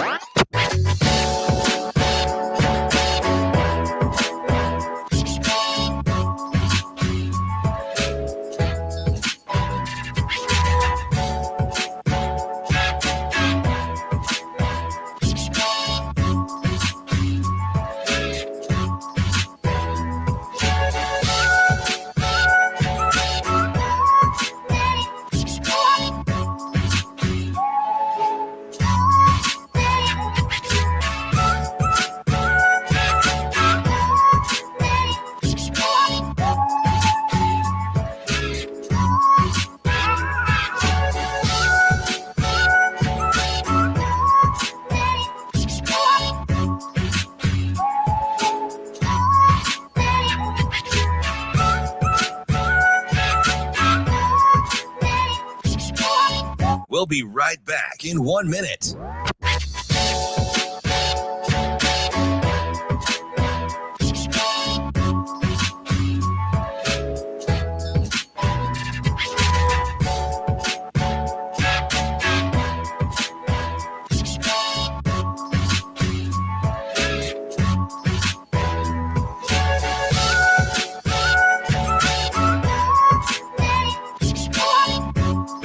We'll be right back in 30 seconds.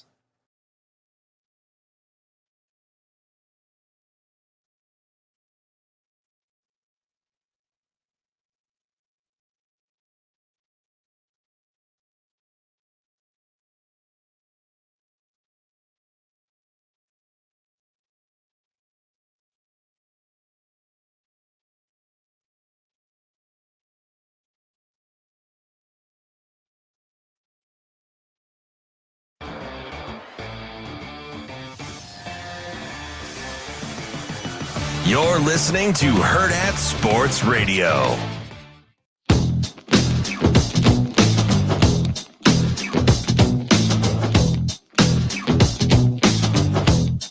We're halfway through the show here on Hurrdat Sports Radio on AM 590 ESPN Omaha, ESPN Tri-City.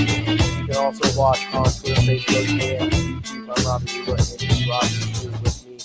We are brought to you by our friends at Dyer Law. If you've been hurt in a personal injury accident, you can count on the Dyer Law team to provide you with a helping hand when you need it. No matter what you're dealing with, call the Dyer Law team at 402-393-7529 or visit dyer.law to chat with trusted professionals about your personal injury claim. That's DYER.law.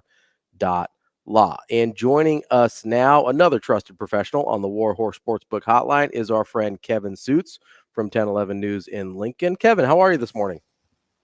I'm doing well. Good morning. Happy Super Bowl week. Happy Super Bowl week, Kevin. I know, it's exciting, Kevin. Speaking of the NFL real quick, former Nebraska great Rex Burkhead just retired from the NFL this week. You put out on Twitter that he was the 8th nicest Nebraska football player you've interacted with. I got to know who's number one. Number one is a piece of cake. For me, that goes to Sam Hahn, an offensive lineman who played about, 5-7 years ago. He was good friends with Sam Foltz. Mm-hmm. I've become friends with Sam after his playing days, and his family, wonderful people and just good people. But, this is a true story. I've kept a list all throughout my career of just the interactions I have. It's not just about who's a good player and who creates a good soundbite. Who are the guys who give us extra time? Who warms my heart? And I like just keeping track of that. And, Rex is number 8. So, okay, give me your best Rex Burkhead story then, because I've heard a lot of people talk about how, kind and how great of a person he was during obviously his time here at Nebraska and keeping that connection with Nebraska. So what's your Rex Burkhead story? Everybody goes straight to Jack Hoffman and his interactions with Jack. Mm-hmm. I would go on his senior day. I was really excited to get the shot of Rex being introduced to the crowd during senior day at Memorial Stadium.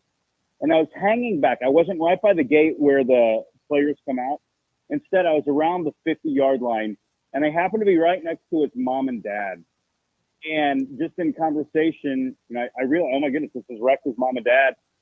And I paused and I told them, I was like, hey, just so you know, I work for the TBS affiliate in Lincoln. I see Rex on a fairly regular basis, and he's just an awesome guy. And you guys have done a wonderful job raising him because he has never big-timed anybody. He on multiple times probably could have just shoot off one of my really ridiculous questions, but he never did.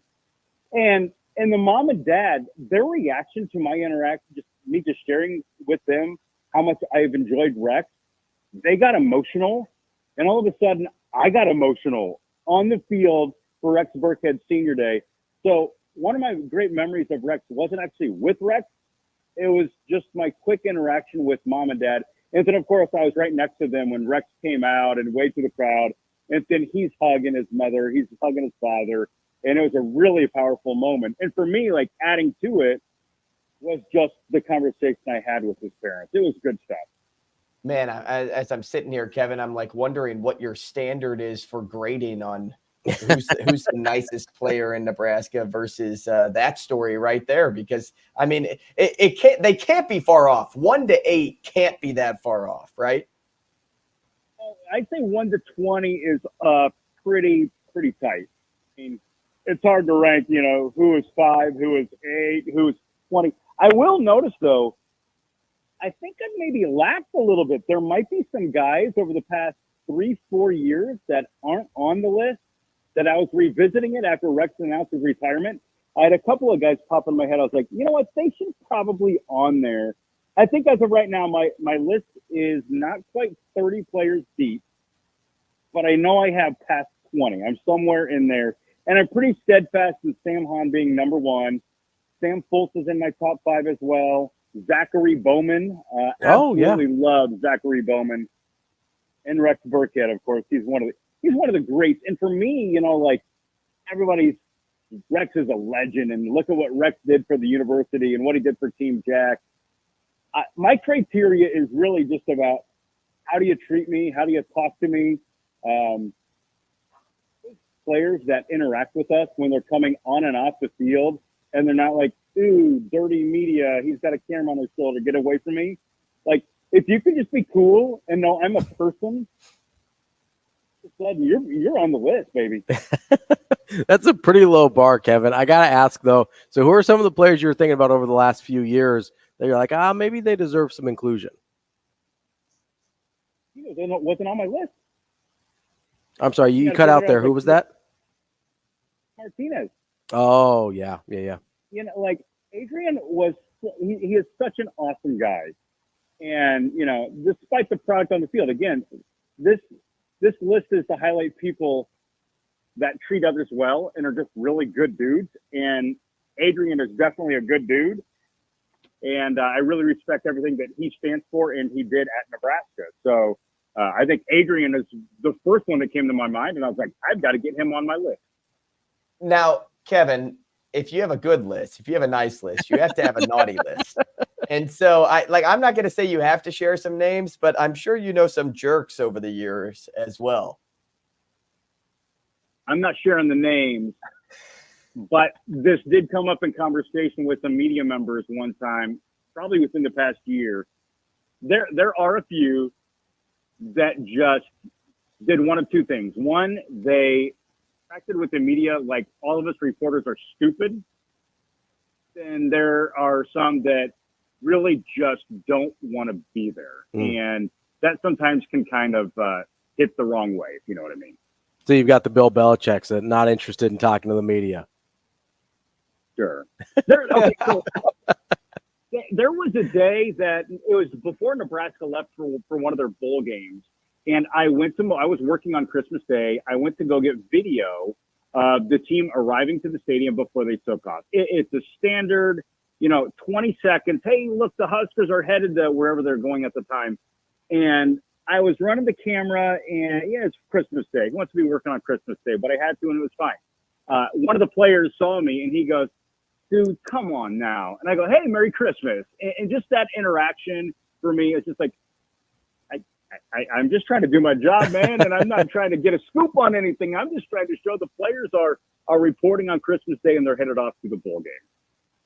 Totally fair. We're talking to Kevin Sjuts, 1011 News in Lincoln. Kevin, a couple minutes left here with you. What are some of the things that either you're about to cover this weekend or that you covered in the last few days that have stuck out the most to you? I know that 1011 News did a kind of a little story on the Glock family from Wahoo and the record that was broken there. Is that one of the more interesting things you've covered this week?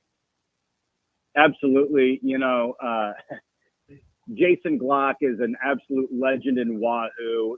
He led one of the greatest dynasties in Nebraska high school sports with Wahoo Hoops, and now his son is breaking dad's record. That's pretty awesome. So we had that earlier this week. I'm going to throw you guys a curveball on this. One of the things we're covering this week that, doesn't get a ton of press, and some people might kind of roll their eyes at this, but it is amazing video. High school state bowling championships. We had a kid last night bowl a strike for Seward. They won the Class B team championship. And as the pins go down, he turns around to the crowd. He puts his hand behind his ear like he's a WWE wrestler. It was awesome. So we've got state bowling this week. And, of course, we'll be keeping tabs on Nebraska basketball, the Huskers with a huge one tonight, playing at Northwestern, trying to still get that elusive Big Ten road win. The turnaround was, who do you think you are? I am. You can't talk about bowling without that. Kevin, as you look towards that big Nebraska ball game tonight against Northwestern, I mean, there's definitely easier road games left on the schedule, but what do you think their chances are of breaking through against Northwestern tonight? It's a tough one. Northwest, I don't know what happened. Maybe it was the renovations at Welsh Ryan Arena, but that looks like one of the more intimidating places to play in the Big Ten now. If you watched any of their home games, the place gets rocking, and Boo Buie in particular, he's like a different player at home. He's a good player, all Big Ten first teamer, in my opinion. But when he is in Evanston, he is just off the charts. Elite defender, and the way he gets to the rim is pretty good. I just feel like he plays so much better at home.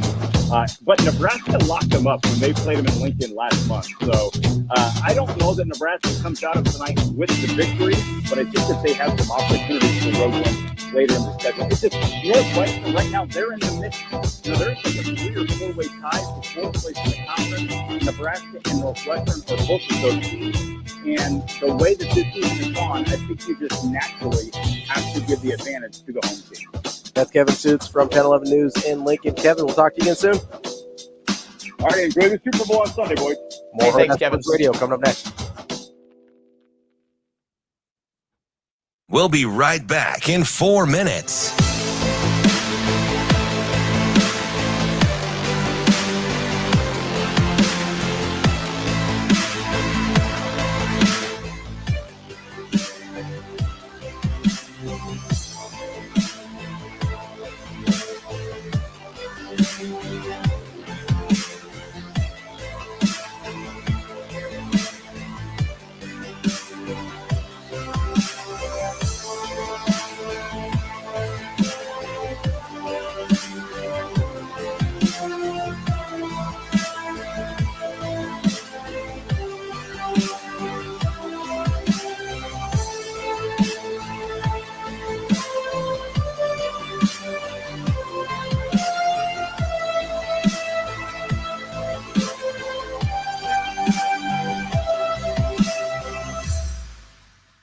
We'll be right back in 3 minutes.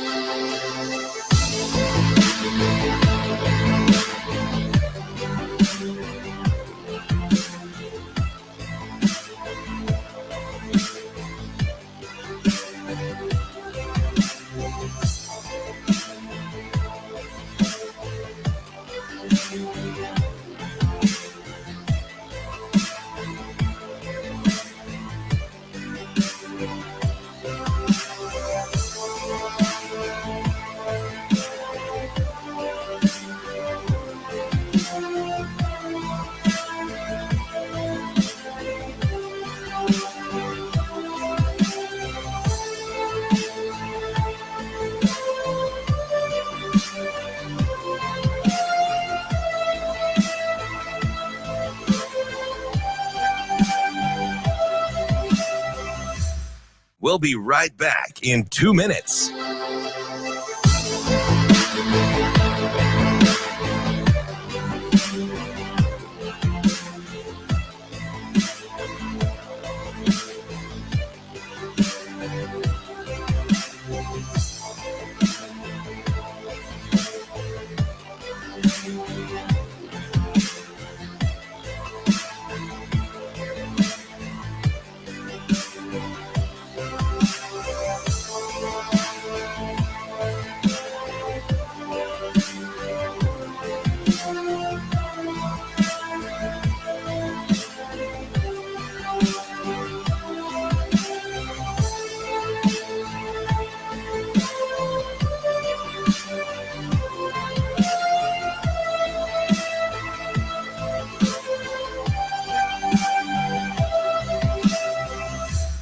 We'll be right back in 1 minute.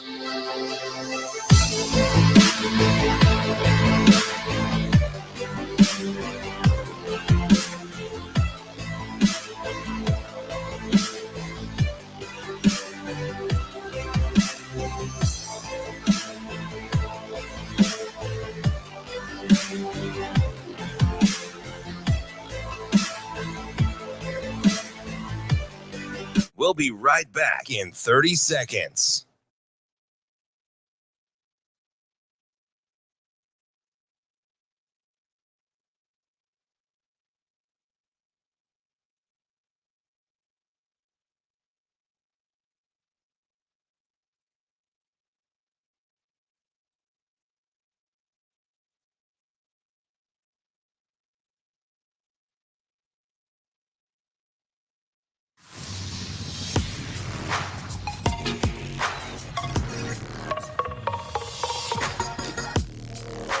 You're listening to Hurrdat Sports Radio.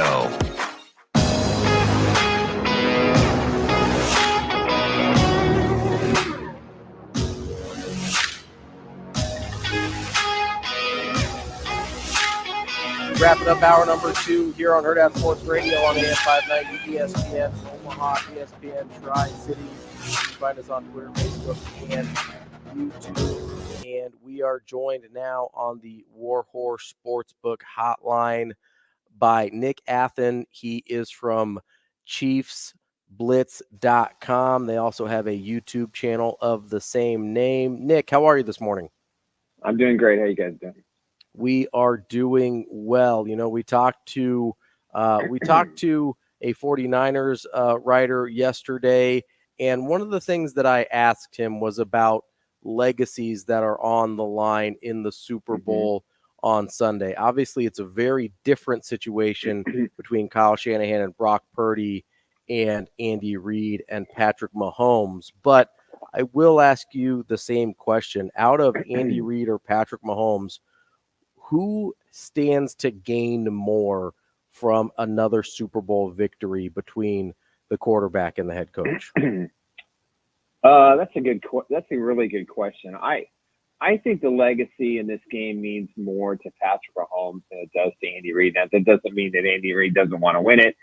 The fact that his players for the second Super Bowl in a row are in pads in Super Bowl week practicing, tells you where Andy Reid's focus is. But this is all about, the legacy talk about Patrick Mahomes and the comparison to Tom Brady. And, I've said this, the last couple of months, probably multiple times. Patrick Mahomes is chasing one man, Tom Brady, and Joe Burrow and Lamar Jackson and Allen and all these other quarterbacks are trying to chase, and Hurts trying to chase Patrick Mahomes. So he's kind of like, he's at an elite level on his own. And I think listen, he hated losing that Super Bowl in Tampa Bay where he ran all over the field and his offensive line was depleted. And he never forgot that. He never forgot that feeling when Joe Burrow beat him in the playoffs in Kansas City.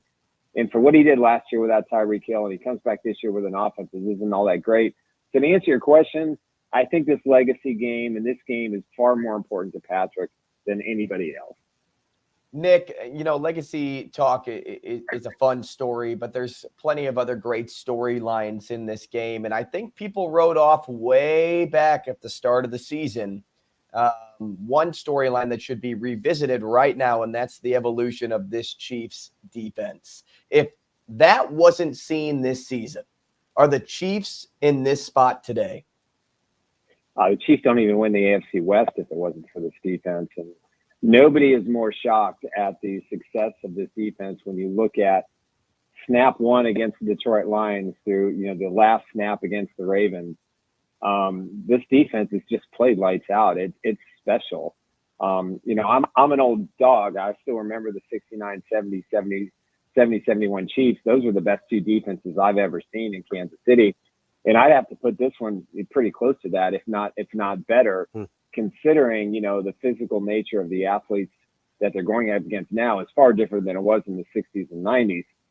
And I think, this defense is it's been a shock. They got Charles Menahue. Unfortunately, he's not going to play, but he came on. Chris Jones, George Karlaftis, Mike Dana came out of nowhere. I'm saying, cut this guy in training camp. He's terrible. And he carried this defense for like the first 5 or 6 weeks. Willie Gay, Nick Bolton, and the ultimate glue guy, Drew Tranquil. And then you look at the secondary, and it's the best in the NFL. And it's just a marvel that they played at such a high level. They've dealt with injuries. They've dealt with, having to rotate guys constantly. And they just find a way. And they are the story of this football team. And if the Chiefs are going to win Sunday, it's the defense that's going to have to deliver it, just like it did against the Ravens and the Bills.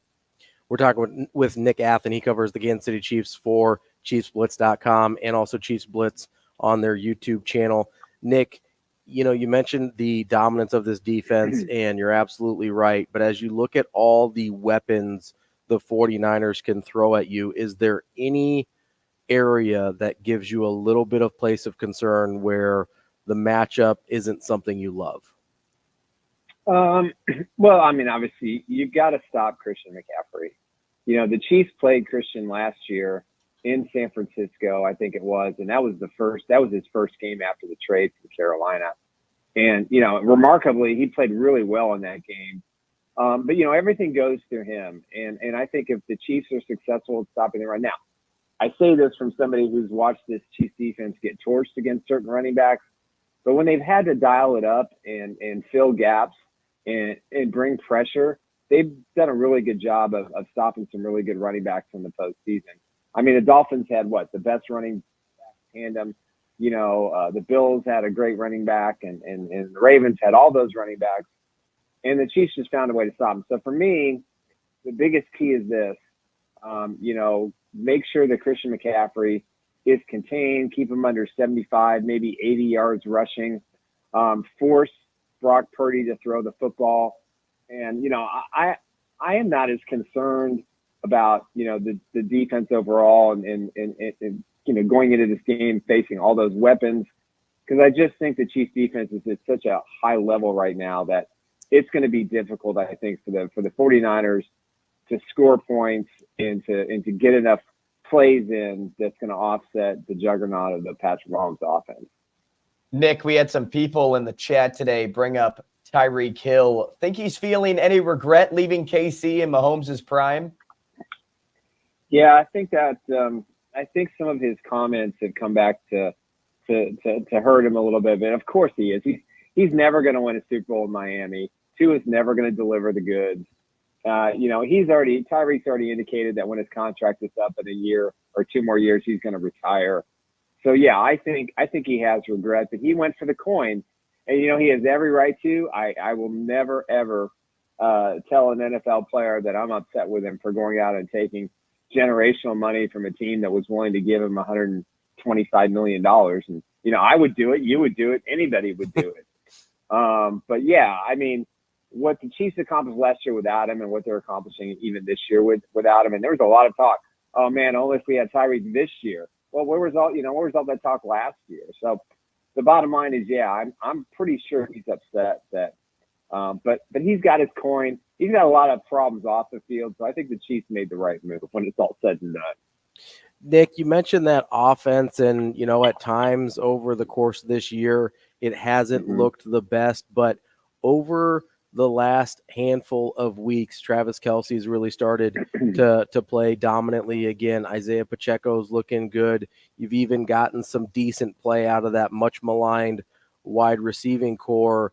What have you seen that's allowed the offense to start to gel in a way that did not seem possible earlier in the season? Well, I think they dummied down the offense. That's just the best way that I think I can put it. They were rotating so many receivers. They were trying to get everybody the ball. Andy Reid was in denial that, he needed to ride, Isaiah Pacheco in the run game or rely on that. And so they just kind of decided, okay, we're going to be a running team. We're still going to do, play action. We're still going to take a couple of chances down the field, but we're not going to go, full board. We don't have Tyreek Hill. We don't have all these things, and we have to work with the guys that got us here. Rashee Rice, listen, all the talent in the world. He's a surprise that he never hit the rookie wall. It's kind of a surprise he's gotten better and better as the season's gone on, and that's really helped him. So you run through Kelce, you run through Pacheco, and you have Rashee Rice, and you have Kelce. You throw in a little MVS on a good day. You got Justin Watson. They've got some pieces that, okay, we're going to take what the defense gives us. We're going to have long drives. We're going to have 5, 6, 7-minute drives. We're going to try and get rid of, score touchdowns and not field goals. And they just, since the Bengals game, excuse me, they just put it together.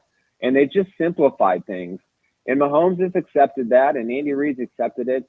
And, and Nagy's, the offensive coordinator, has accepted it as well because he's done a terrific job. I mean, Matt Nagy is kind of a run first, pass second.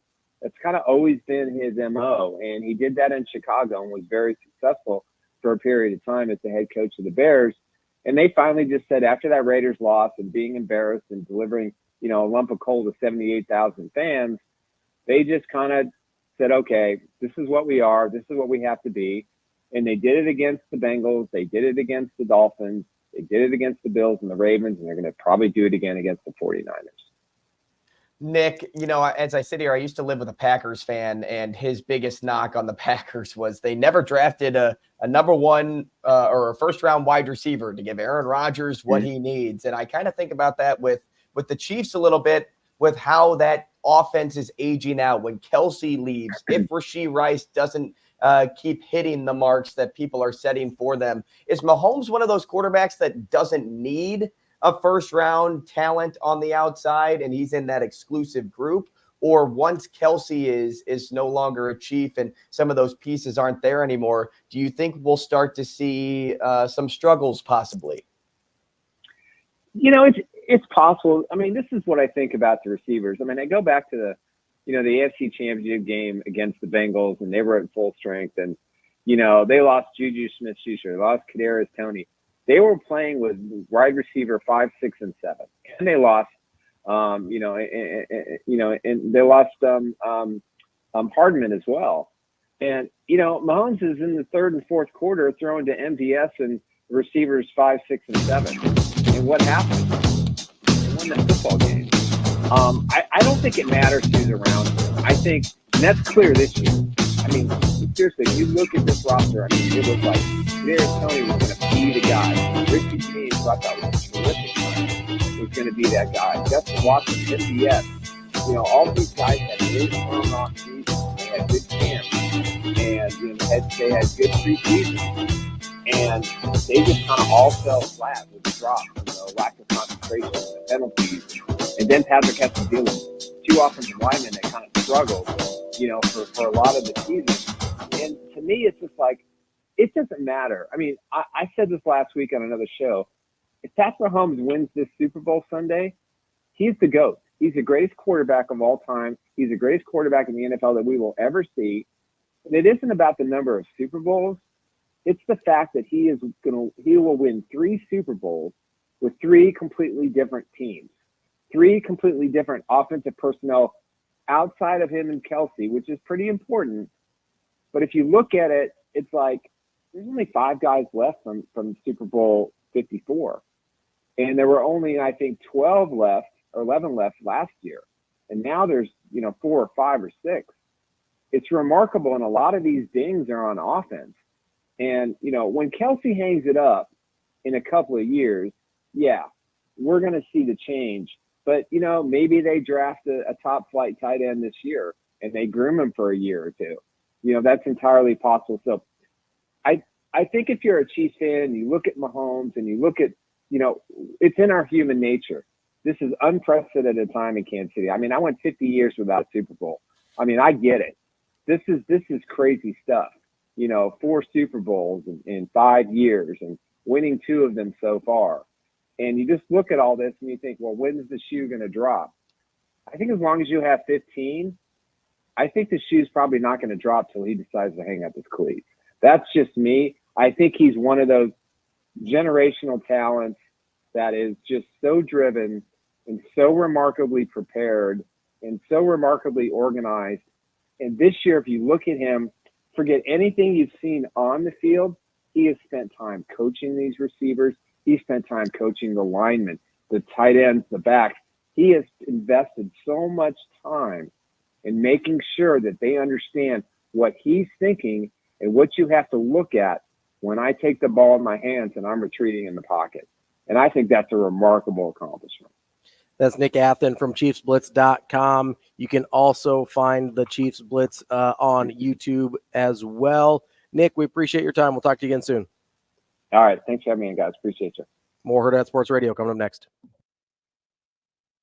We'll be right back in 4 minutes.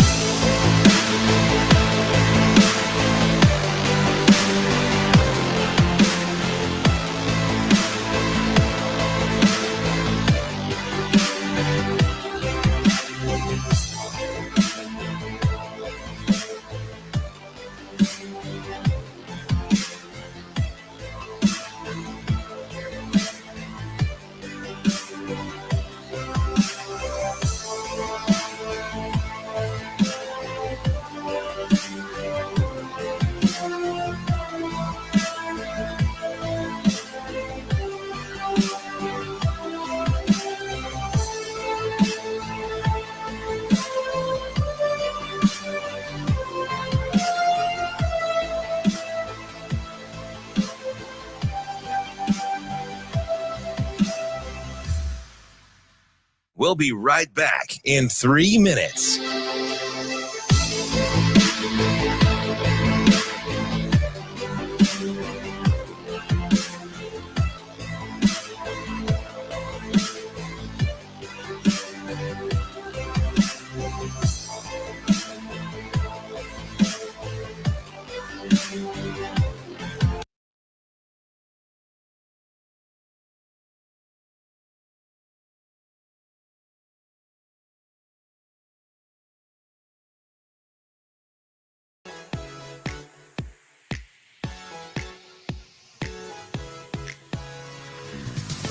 You're listening to Hurrdat Sports Radio.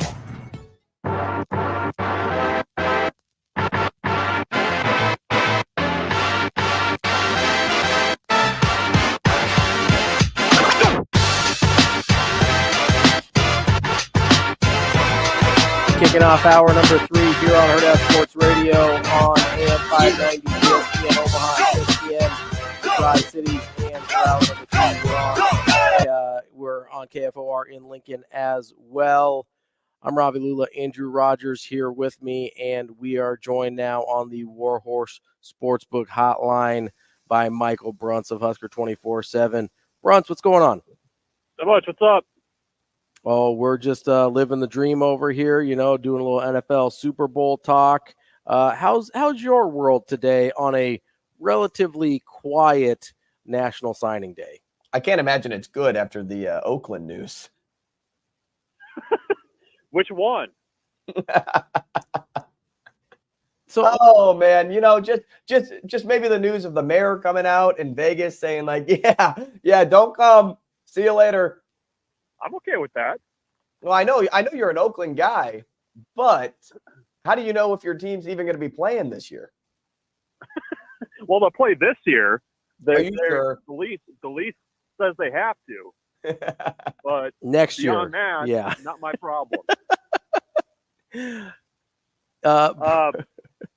But yeah, no, today's quiet. It's really quiet, which is just kind of how what are we calling this? The second signing day? Late signing day? I don't know. Yeah. I mean, if the first one's early, this one's late, I guess. Yeah.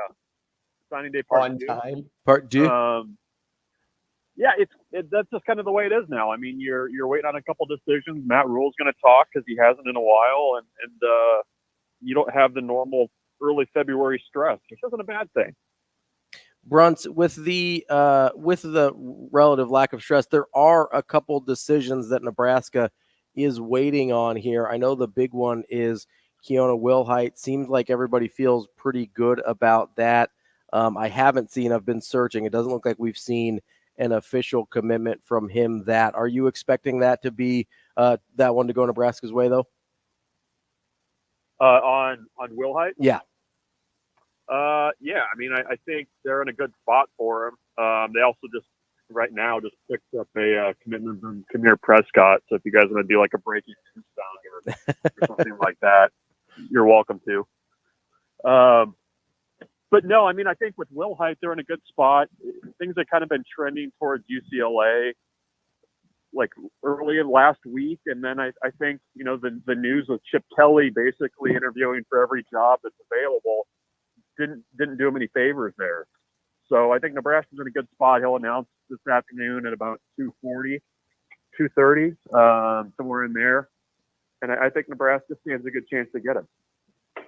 Bruntz, as you kind of evaluate this day as a whole and you wrap your head around what is left of National Signing Day, where else are you confident? Where else are you hesitant in terms of commits, offers, signees, Nebraska football, things of that nature? Well, I mean, I think with kind of today, I mean, you're putting the 2024 class to bed. I mean, it's kind of been in bed for a while. I guess you're just going to tuck it in at this point. But I think, what we've seen and over the last couple of weeks, and I think Matt Rule did this last year too, a lot of the visits that he and his staff have made over the last couple of weeks, I think are really instructive about the direction that the 25 class is going to go and the direction that the 26 class is going to go. I mean, I think what they've done is with the February signing period being so quiet, they've basically worked ahead. They've identified the guys at the top of their board for the 25 class, and that's where I think you saw a lot of their efforts being focused. So, I think, right now, at least according to 24/7 Sports, that 24 class sits at number 18 in the country. And, I think there's still, room for them to grow as a staff. I mean, I feel like we've been saying it for the last decade, but I mean, if they are able to kind of put it together on the field, I think you're going to start to see even better results on the recruiting trail as well. But I think they've done a nice job. And I think, with the way the recruiting calendar is now, these last couple of weeks are much more about, hey, let's see if there's the best available player out there right now, see if we can go get him and work ahead on those future classes. We're talking with Michael Bruntz of Husker 24/7.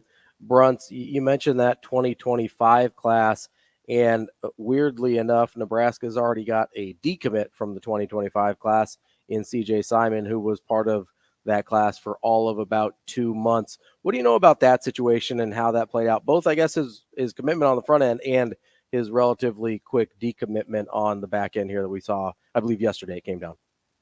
Yeah, last night it happened. I mean, he was kind of a guy that Nebraska identified early, a real kind of, tight window, really quick kid. Had been pretty productive as a junior. I guess it's fair to say the commitment kind of came a little bit out of the blue. It felt a little bit early. But I think with Nebraska and kind of the way they're recruiting right now, I think they kind of want the spot. I mean, I think it was probably a mutual thing. I think he's going to have more opportunities too. So, I think, if you can kind of do the soft breakup now and let everybody kind of go their separate ways, I don't know that that's necessarily a bad thing. I mean, the other thing to remember too, and I think this bears following in the 25 class, when he committed, you didn't have Dylan Raiola in your class.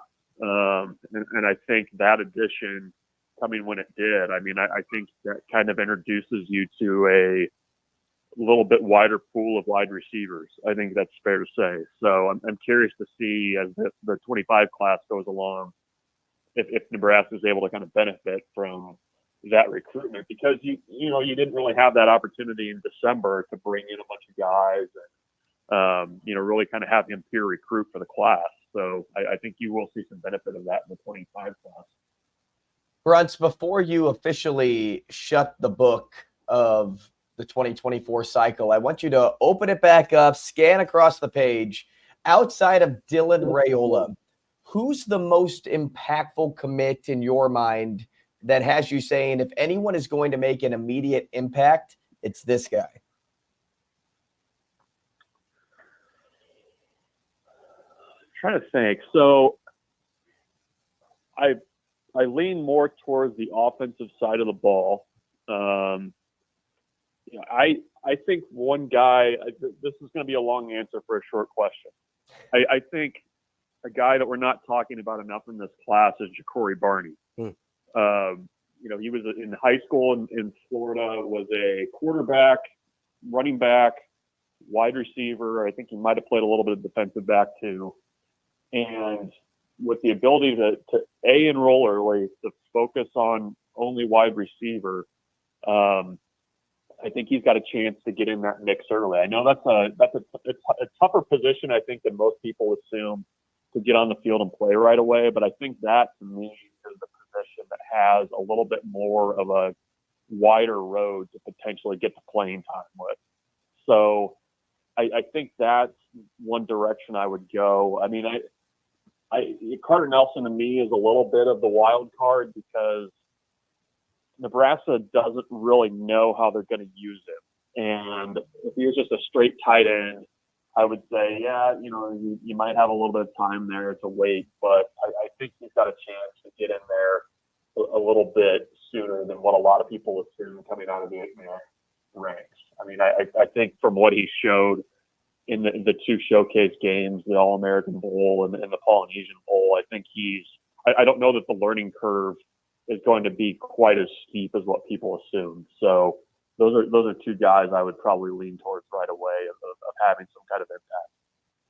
Bruntz, I'm glad you brought up those kind of all-star games, because typically, people don't put a ton of stock in those, but it seemed like for Carter Nelson, because he had not really played any organized 11-man football, it seems like we're putting a lot of value on his experience in those two games.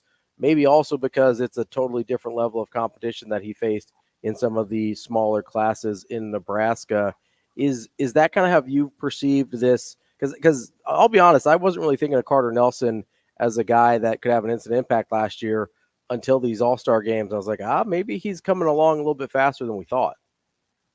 Yeah, it's everything that he did in high school is extremely impressive. I mean, the thing to me that's always,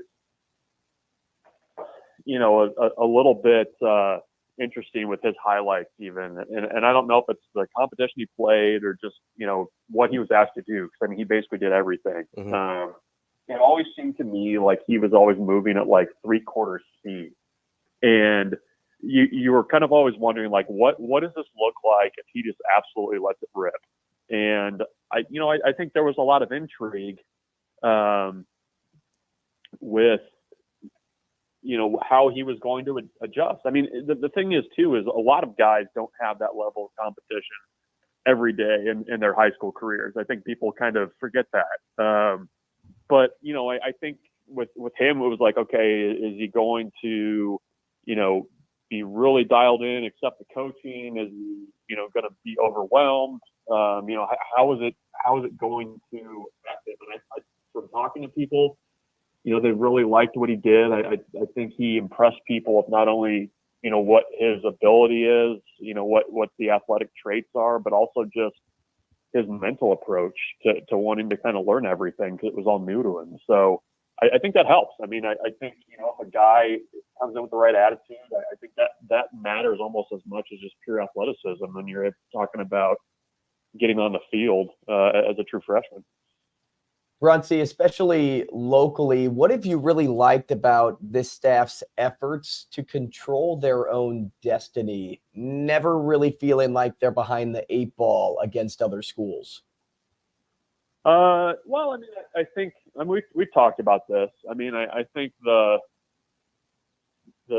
mistakes that the past staffs have made is that, you know, they have not recruited local prospects as though they're, you know, they're from Iowa or Kansas or Missouri or Florida. I mean, I think you can't anymore assume that just because a kid's from Nebraska that he grew up a Nebraska fan, although I think the majority of recruits in the state are still very tied into Nebraska for various reasons. And you know, I think they're also offering earlier and just starting that relationship. I mean, I think before there was maybe a hesitancy to offer early, and I think when you kind of go down the list of what Nebraska's done offer-wise in state already, I mean, you've got, I think, 7 or 8 guys already offered in the 25 class. There's a few in the 26 class. There's a 27 offer out. I mean, I think there's going to be more coming in that 26 class relatively soon. So I think that, to me, is a sign that, like, okay, they're not going to just, you know, assume much about in-state prospects. And, you know, I think, you know, Ed Foley's trips around the state, I think there is value in that. You know, as much as everybody snickers about the food pictures and stuff like that. But I mean, I think it's a sign that, you know, that they're going to be in the state and not just showing up at a school's doorstep just because they have a recruitable athlete there. And, you know, the last thing on that, you know, you look at the coaches who are involved with in-state recruiting. It's not just like, okay, this is Ed Foley's gig. Like, you've got Tony White in you know, at Miller North and at Westside. You've got Rob Dvoracek at Westside. You've got, you know, Terrence Knighton making stops at Omaha North. I mean, the other assistant coaches who have other recruiting responsibilities are also making themselves very visible in Omaha and in Lincoln. And I think that's been a really big change. And I think, you know, for a lot of coaches in the state, they kind of wanted to see if the staff was going to walk the walk. And I think so far they have. We're talking with Michael Bruntz of Husker 24/7. Bruntz, you mentioned a couple schools there on Ed Foley and Nebraska staff's little tour that I think people are keeping a really close eye on in that 2025 class. Obviously, Christian Jones at Westside. You've got Cade Vermoss and Pierce Newberry at Millard North. I mean, if you had to, you know, we're talking a lot about betting this week with Super Bowl and props. If you were a betting man, how many of those 3 do you think end up at Nebraska? Of those 3? Yeah. I mean, I would I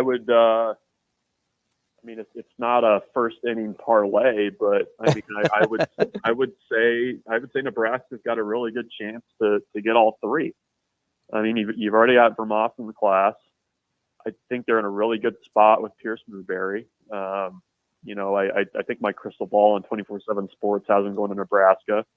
And, you know, with Christian Jones, I mean, even though you had the changeover in staff, you know, I think they've done a really nice job of kind of strengthening that relationship really quickly. And you've got guys from Westside that are already at Nebraska, making sure that they're, you know, leaning on him. You've got guys that are going to be coming to Nebraska who are also going to be leaning on him. And, you know, it's kind of cliche, but I think it's kind of true. I mean, I think with recruiting, you follow the visits a little bit. And I think he's been at Nebraska something like 8, 9, 10 times, something like that. So, that matters in my mind. So I think they're in a good spot for those guys. I think they're in a good spot for a number of the local kids. I mean, I think that 25 class, you've already got 3 commits in state in that class. I mean, I think it's going to be another one where you could see maybe a third of the class be in-state prospects again. And I think that's a good way to kind of build a nice solid foundation for a recruiting class when you can keep those guys home. Bruntz, now you have my mind on baseball after bringing up a first inning parlay. I'm like fiending over here. I'm ready for baseball season to get going so I can place one. Unfortunately, I can't place one in college baseball, but I did want to get your thoughts on one thing about Nebraska baseball because especially last year and maybe into the year before, Nebraska hasn't really owned the state of Nebraska. Omaha's had their number. Creighton's had their number at points, but Omaha no longer has Mike Bovee. Creighton has seen some turnover as well. Is this the year Nebraska regains the state? It's a good question. And by the way, you can bet on college baseball, as I understand it. You just probably don't want to go too heavy on it. That's what. Well, no, I know I can bet on college baseball. I just don't know if I can bet on first inning unders in college baseball. I don't know if they have all the exotics on the college baseball betting board. Yeah, you go to Cincinnati and see how much of your money they'll accept there for first inning parlay. I'll just ask Alabama's former baseball coach. No, I mean I think when you kind of look at Nebraska the last couple of years, a lot of their issues that they kind of had with roster depth showed up in midweek games. I mean, even last season, they struggled. It wasn't just Omaha. They struggled against the entire Summit League. And part of that was you just didn't have enough options in your pitching staff that you could go to kind of get things going. And, I think that was something that they really wanted to address in the off season. I think when you just look at the number of pitchers that they have that they feel confident in, I think that will help tremendously. And, I think sometimes too with those midweek games, they're kind of just bare knuckle emotional games. And I think the way that this offense is at least on paper drawn up to be, I think they're going to be able to force the issue a little bit more on offense. I mean, last year's team was a group that if they got up on you early, they were going to just beat you to a pulp. But if it was a 3-2 game in the 5th inning, that wasn't a real comfortable thing for them. So I'm eager to see if the changes they've made roster-wise and in kind of approach in some areas helps a little bit more with the midweeks. I think what Nebraska's also done is I think they've scheduled a little bit more aggressively with some of their midweek games. I mean, there's not going to be this feeling of like, which I think sometimes happens with midweeks where it's like, it's not a conference game. That's where our focus is. I mean, I think they understand that if they're going to do anything postseason wise, they've got to get a lot better in those midweeks. And I think a lot of it was just they didn't have very good pitching depth the last couple of years to be able to go in and just win those games.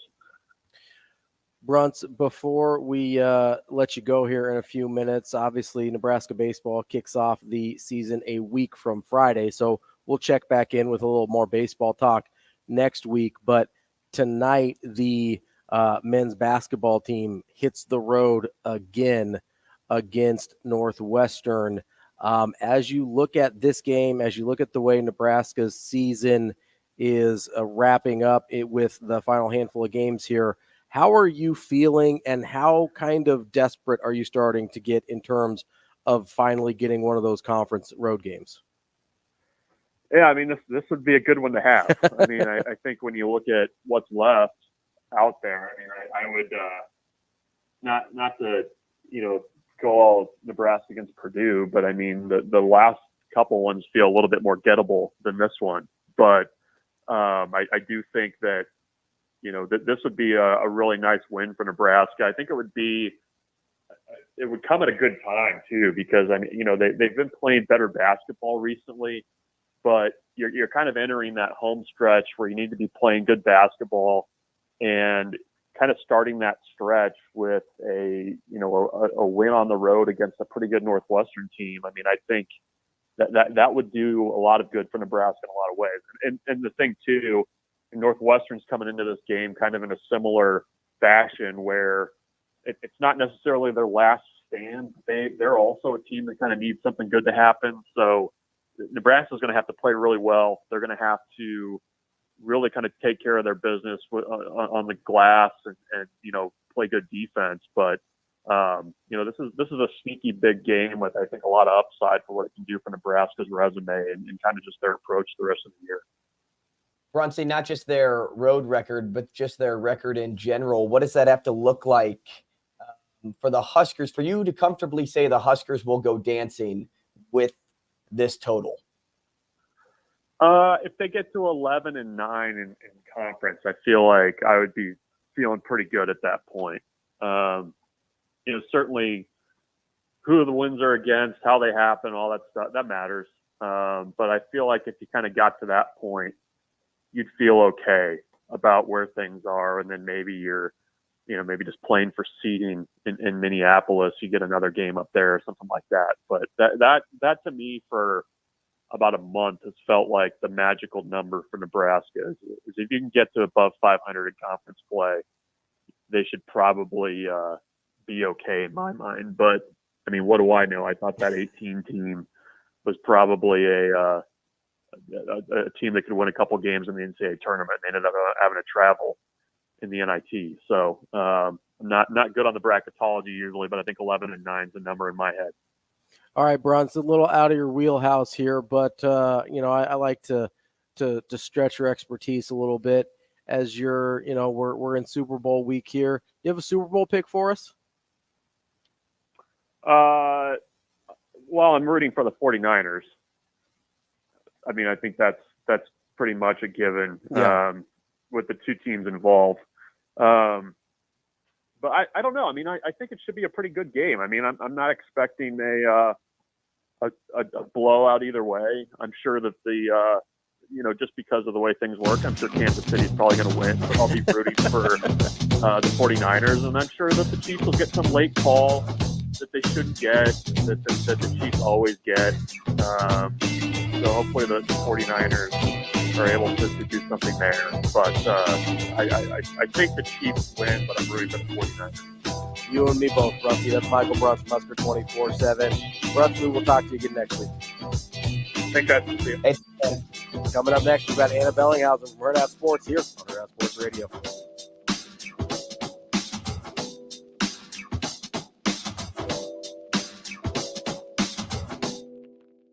We'll be right back in 5 minutes.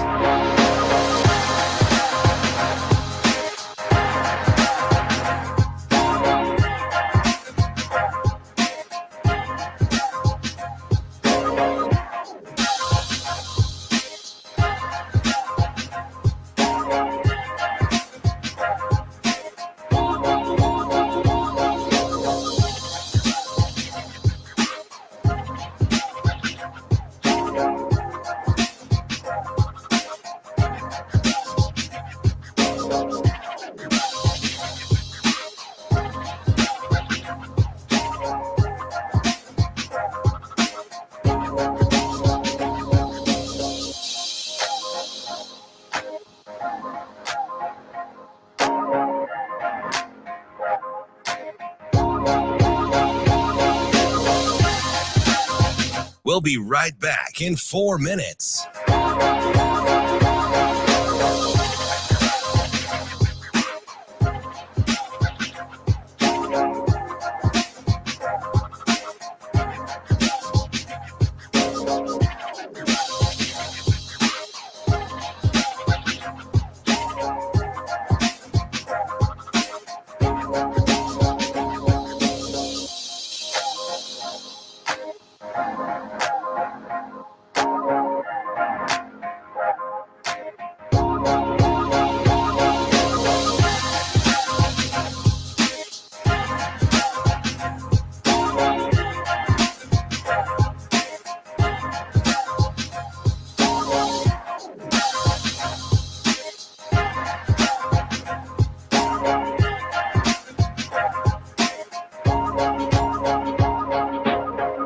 We'll be right back in 3 minutes.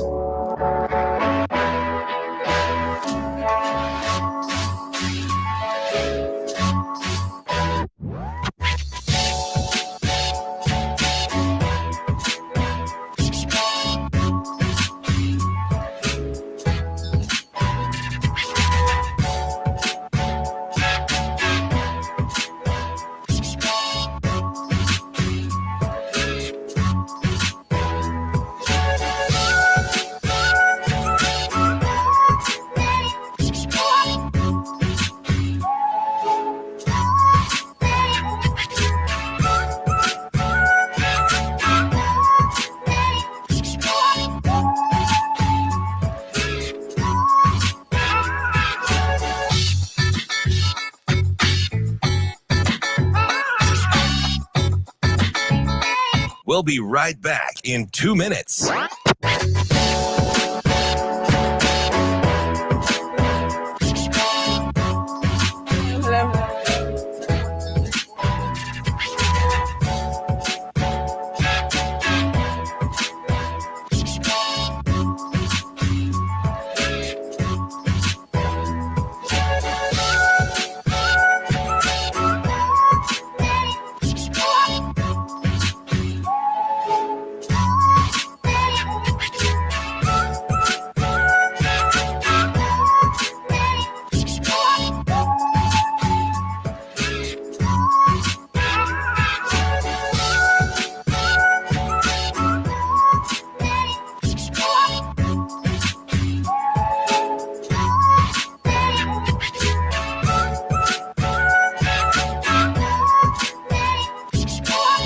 We'll be right back in 1 minute.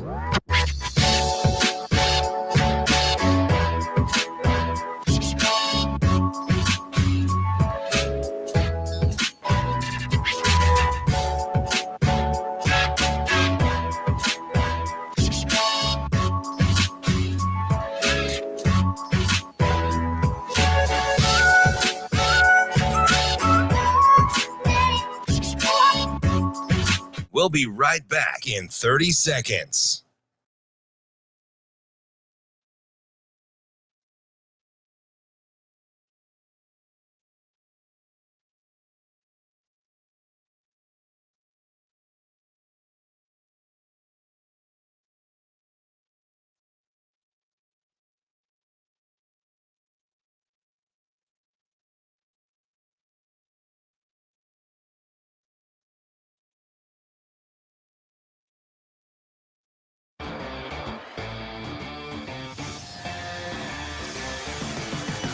You're listening to Hurrdat Sports Radio.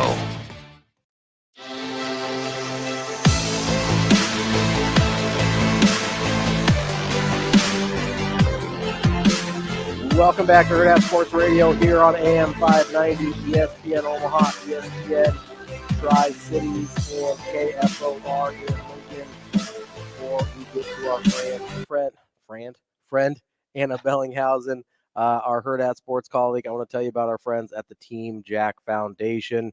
Currently, they are funding 13 projects collaborating with national institutions such as the Dana-Farber Cancer Institute, Memorial Sloan Kettering Cancer Center, and Columbia University. Of course, they've got their largest project, or one of their largest projects to date, with the University of Nebraska Medical Center and the creation of the Nebraska Childhood Brain Tumor Program.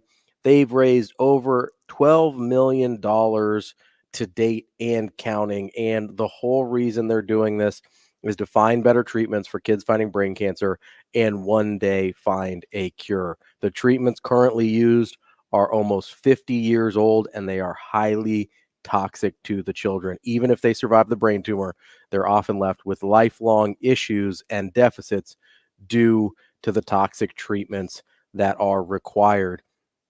The Team Jack Foundation is trying to find a better way, and they're trying to find a cure. If you want to get involved, go to teamjackfoundation.org.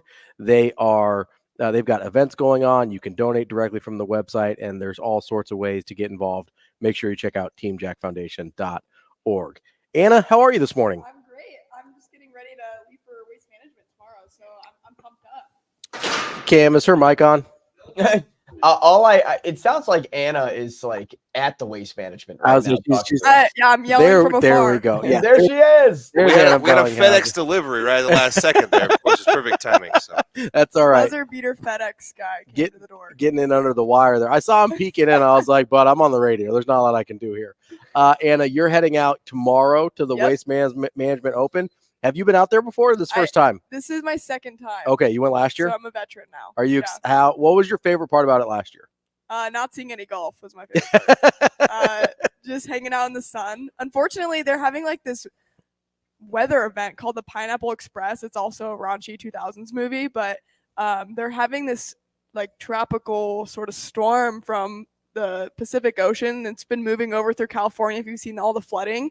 So it's been raining in Scottsdale, which happens like twice a year. And of course, it's when Waste Management's happening. Wait, so they actually call the real name for the weather event is the Pineapple Express. It's called Express. the Pineapple Express. Yeah. I had this conversation with Avery a few weeks ago. Mm-hmm. About Pineapple Express. No, about them making up weather things. Between It's real. the polar vortex and the snowquakes and the ice jams and now the Pineapple Express, they just make things up. No, it's real. I thought it was a joke too until I looked it up, and it's a weather term. It's also a 2008 film with Seth Rogen. So and James Franco. That it is. Yep. And it means something totally different in that movie. Well, it's also an event, but it's in a different way. Anyway, well, I hope that you don't get too much rain while you're down there in with the Waste Management Open down there in Arizona. Yeah. But that would be a little ironic that it is ironic the 2 times a year that it rains down there. It's like don't worry, we'll get Anna out there and have some bad weather. That's tough. That's a tough look for you. I know. Showered in beer. Exactly. Yeah, I'll just hang out the 16th hole and rinse and repeat.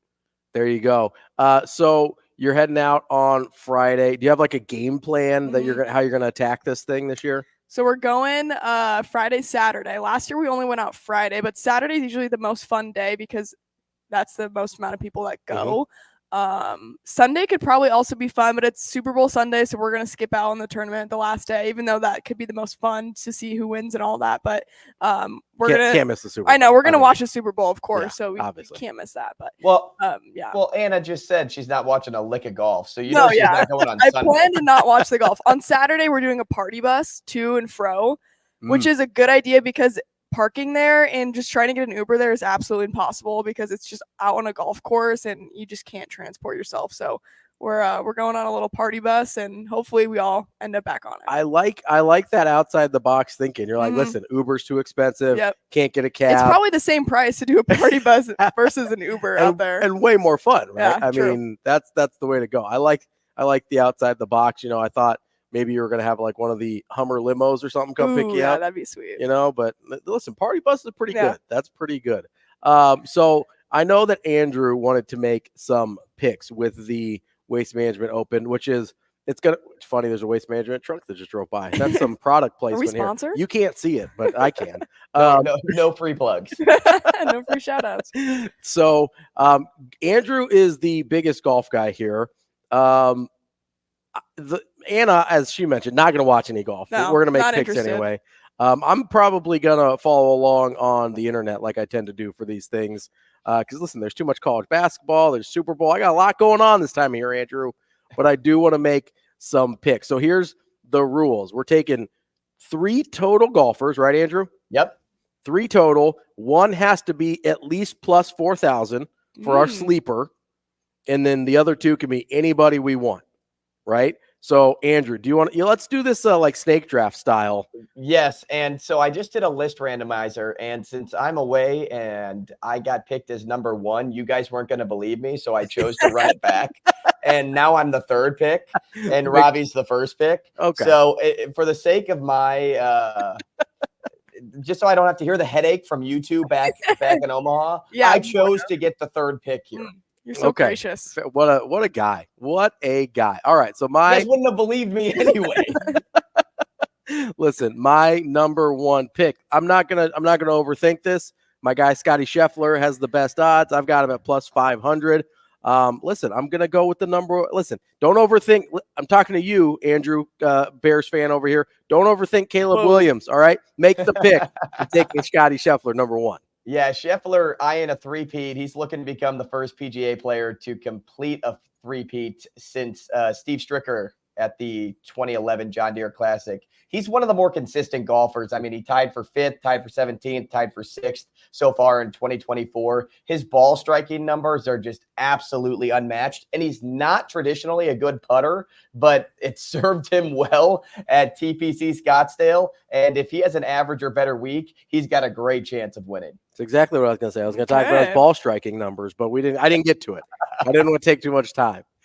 So Anna's Anna. Right? All right, yeah. I'm going to go Jordan Spieth. Oh, you son of a gun. Spieth posted 12 top 10 finishes and 3 top 3 finishes since his last win in 2022. He actually gained 3.4 strokes from tee to green in 2 rounds at Pebble Beach last week. And, you know, the most impressive part about his course history is the fact that he's gained over 6 strokes at this event. So Spieth plays really well at the Waste Management. I will take the red hot. I will take the red hot Justin Thomas. Ooh, okay. He smashed in between. Look, it's the season of the bounce back for Justin Thomas. I love it. He's still looking for that first win since 2022, but he tied for 6th and marked his 5th straight finish of 6th or better dating back to September. He's playing some great golf. I am taking Dr. JT.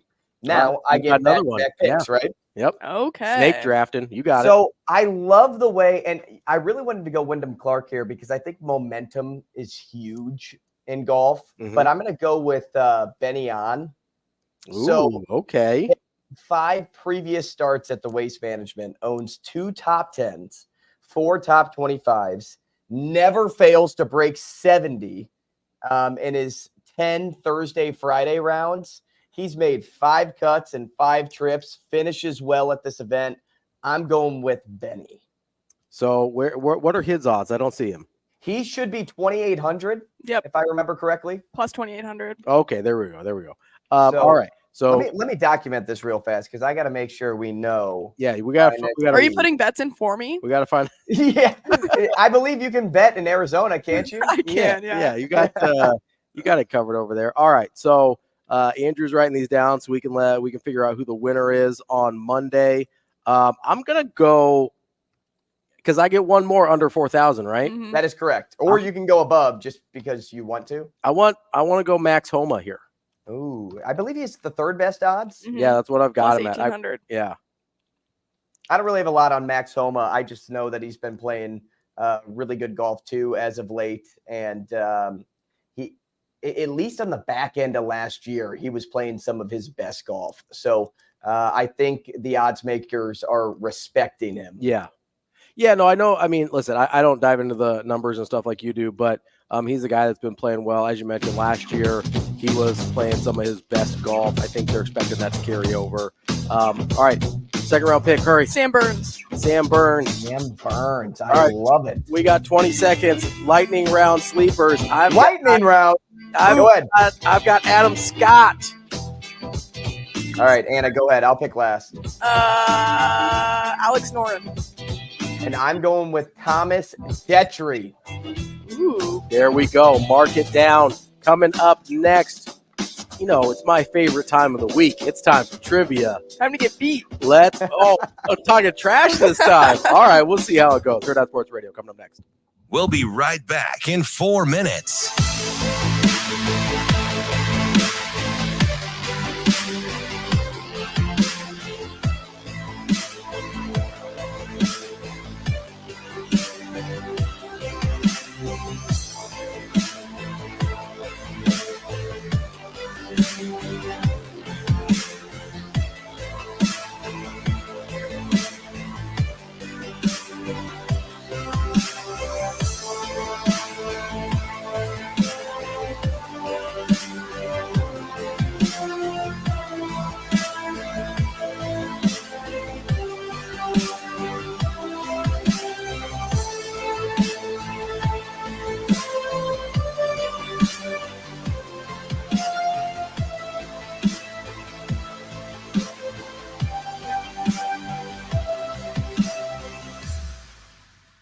We'll be right back in 3 minutes.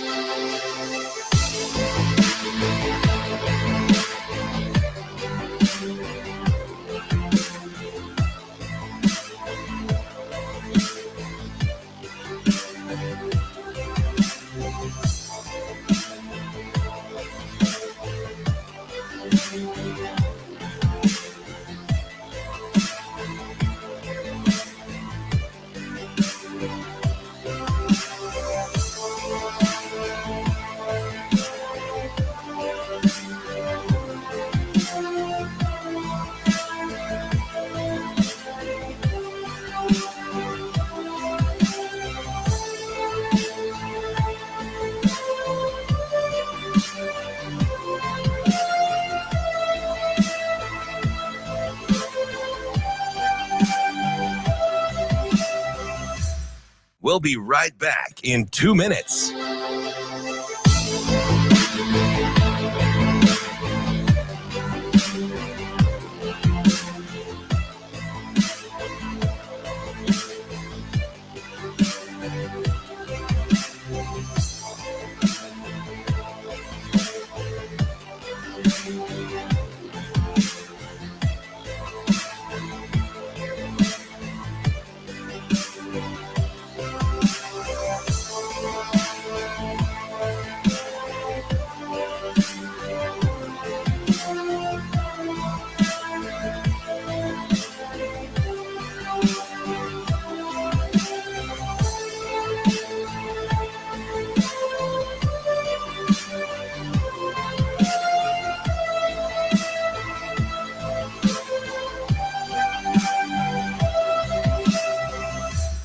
We'll be right back in 1 minute.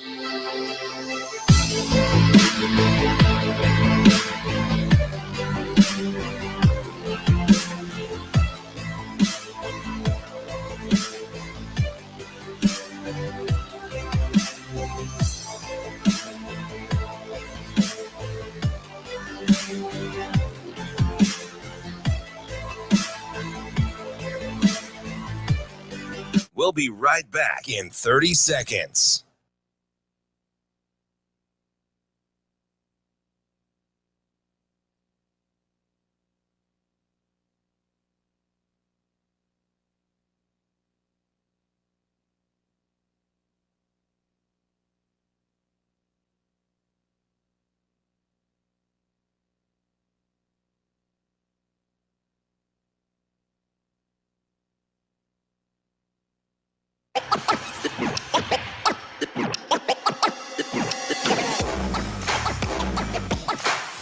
You're listening to Hurrdat Sports Radio.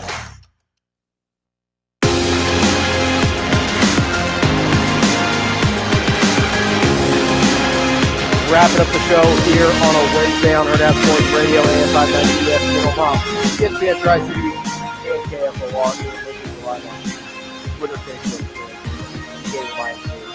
another made-up weather phenomenon, thunder snow. It just came out of nowhere one year. It didn't exist. Thunder snow is real. No, that's the thing. That's what I mean, though. They're all real, but you never hear about them until they're like, oh, this thing happened that we didn't have a name for. Let's make it up. It's a Pineapple Express. Yeah, I don't know. That's what I mean. Like they make up the names is what I mean. I do understand the thunder real. Snow is an awesome term. It is a terrific. So is or frostquake, right? Great term. Frostquake. Yeah. They absolutely made it up because they didn't know what else to call it. Yeah, that's all I'm saying. I think they're all backyard baseball team names. True. Names that they throw in. Snowquakes. Frostquake absolutely sounds like a fair weather frostquakes. It sounds like a Japanese league team. Like they have some crazy names in some of the Asian leagues in their baseball leagues. I think maybe we could get some frostquakes going on over there. You're just a member of the terrific Thunder Snows. Well, I hope I survive the Pineapple Express. I'll let you guys know what happens. I do. You could do some minor league names too, like Trenton Thunder Snow. That'd be a great name. Yeah. You know what? Let's just make all of these weather events into AAA baseball names. Let's just do it. Let's do it right now. We'll create our own league. Ken says frostquake sounds like a DQ treat. Hey, not wrong. That's not wrong. So true. You know what it is time though, and I hope I'm not wrong. Is it time for trivia? Andrew, I'm going to let you take over. Cam, you haven't done this before. When Andrew tells you, you have to come get me because I have to leave the room. Okay? So much like you had to go get the mail here a second ago in the last segment. I'll get you some coffee while I'm out there too. Yeah, I'm just. You have to come get me when Andrew gives you the go ahead. So I am piecing out so I can win this legitimately and without my integrity questioned here. So sure. Anna, good luck, and I'll be back in a minute. See how Anna's feeling today about his trivia questions. I feel pretty good. How are you feeling today, Anna? I don't know. I don't really know if you're feeling nice today, and if it's all about golf, I'm screwed. It's not all about golf. Okay, it's good. Not. Cam, do you possibly have? And it's okay if you don't. The game show music that Shane plays to be underneath this segment. No. All right. You have to sing. That's okay. Yeah. Yeah. Cam. Lightly in the background. Yeah, Cam, give me a nice instrumental if you don't mind. Okay. Question number one, Anna. Has he left the room? Is he gone? Yeah, he's gone. Okay. What company has spent the most money all time on Super Bowl commercials? Is it Pepsi, Coke, or Budweiser? Ooh. Oh my gosh. All time, I'm going to say Coke. Question number 2. Who's the most recent golfer to tie the course record at the Waste Management Open? Oh my Is it Phil Mickelson, Ricky Fowler, or Scotty Scheffler? Scotty Scheffler. And question number 3. How much does the Lombardi Trophy weigh? Is it 7 pounds, 9 pounds, or 11 pounds? Those guys, I mean, they're very strong, but they are lifting up with one hand with ease after a ball game, so you might be a little tired. I'm going to go 9. And the tiebreaker question, I don't know how into music you are, but in honor of the late, great Toby Keith, tell me how many number 1 hits he had in his lifetime. Oh, my gosh. How much is even normal? I don't know. I just know the answer. How many number 1 hits? Okay, I'm going to go 12. All right. Thank you, Anna. We got to go get Cam. Or Cam's got to go get Ravi. Yep, he's on it. Oh, nice. Ravi's trotting back. He's actually running. How are you feeling, Anna? Pretty good. I'm feeling pretty good. Okay, pretty good. I love to hear it. Ravi. Nope, not yet. All right, my guy. What do we got? All right, Ravi, you ready to go? Always. Let's do this. Hey, Ravi, what company has spent the most money all time on Super Bowl commercials? Ooh. I don't want to use my multiple choice this early. My gut says Budweiser. So is that what you're going with? Yeah. All right. I didn't know if you were still talking through the answer or not. Nope. No, I know. That's my fair. gut says Budweiser. Period. That I understand. No other thought. That's a little confusing, like with my Minnesota Vikings, rabbit trick I did last week. That was crazy. I'm not really sure how you pulled that out of your teeth. Yeah, I think we're gonna go Budweiser. All right. Question number 2. Who's the most recent golfer to tie the course record at the Waste Management Open? Ooh, okay. This is gonna be tough because I'm not a big golf guy. I'm gonna ask for some options here. Is it Phil Mickelson, Ricky Fowler, or Scotty Scheffler? Listen, you just told me that Scheffler's going for the 3-peat. I'm gonna go with my guy Scotty. And question number 3, how much does the Lombardi Trophy weigh? Oh, that one's tough. Doesn't look that heavy. They kind of do the one-arm thing pretty easily. It's not like the baseball trophy looks really heavy when they the World Series trophy. I know what you're saying. Because they kind of both hands it. Maybe it's just awkward. I'm not sure. I'm gonna say 21 pounds. And the tiebreaker question, in honor of the late, great Toby Keith, tell me how many number 1 hits he had in his lifetime.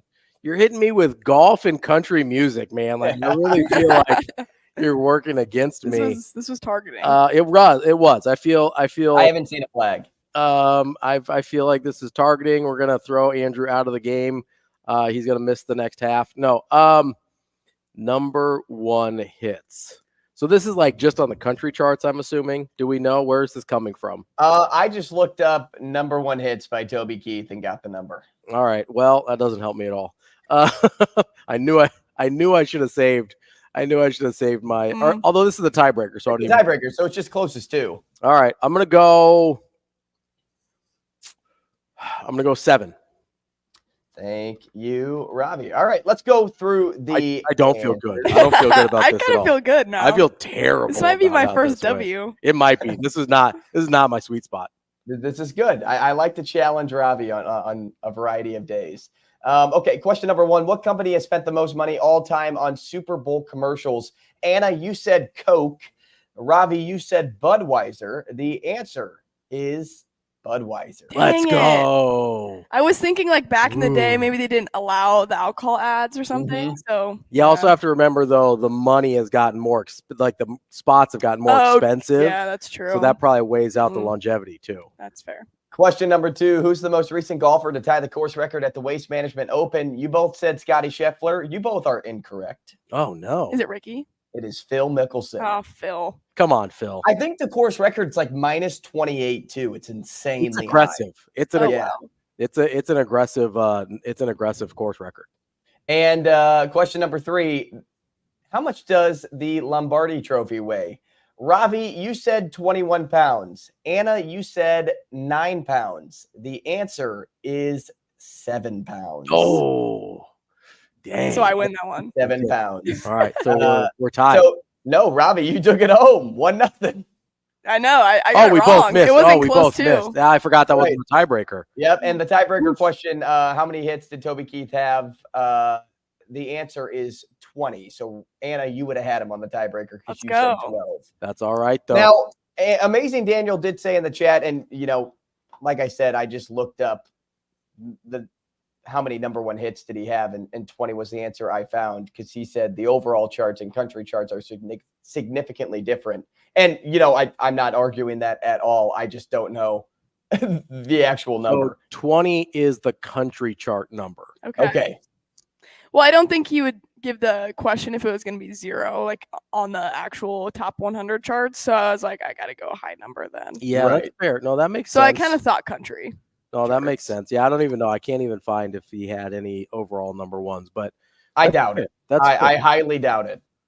Listen, that's all right though. I still got the W. That's all we needed here. Whatever. Anna, I had one, okay, and Ravi and I talked about this earlier on in the show, and I was going to give you a Royals bunny question, Ooh, but I chose against it because it's Super Bowl week. But could you have told me who was the highest paid Royal in 2015? Oh, in 2015? Okay. Eric Hosmer? It was Alex Gordon. Oh, Alex Gordon. I got really? that one too. So He had a higher salary than Eric? He did. Eric Hosmer, okay. was he still on? He was still on early money at that point, wasn't He he? was still on early money. Drew, he might have been still on his rookie. Yeah, he might have been boy. arbitration. Yeah, I but should have he- said Alex. I That's didn't my even- guy. See, I Eric would have got that one too. But Eric Hosmer ended up getting paid wherever he went. So. Yeah, San Diego. Yeah, San Diego paid San him. Diego, he got paid. Yeah, so Hosmer got paid, drum roll please, $5.6 million that year. Yeah, so that's an arbitration number. That's got to be an Mhm. arbitration number.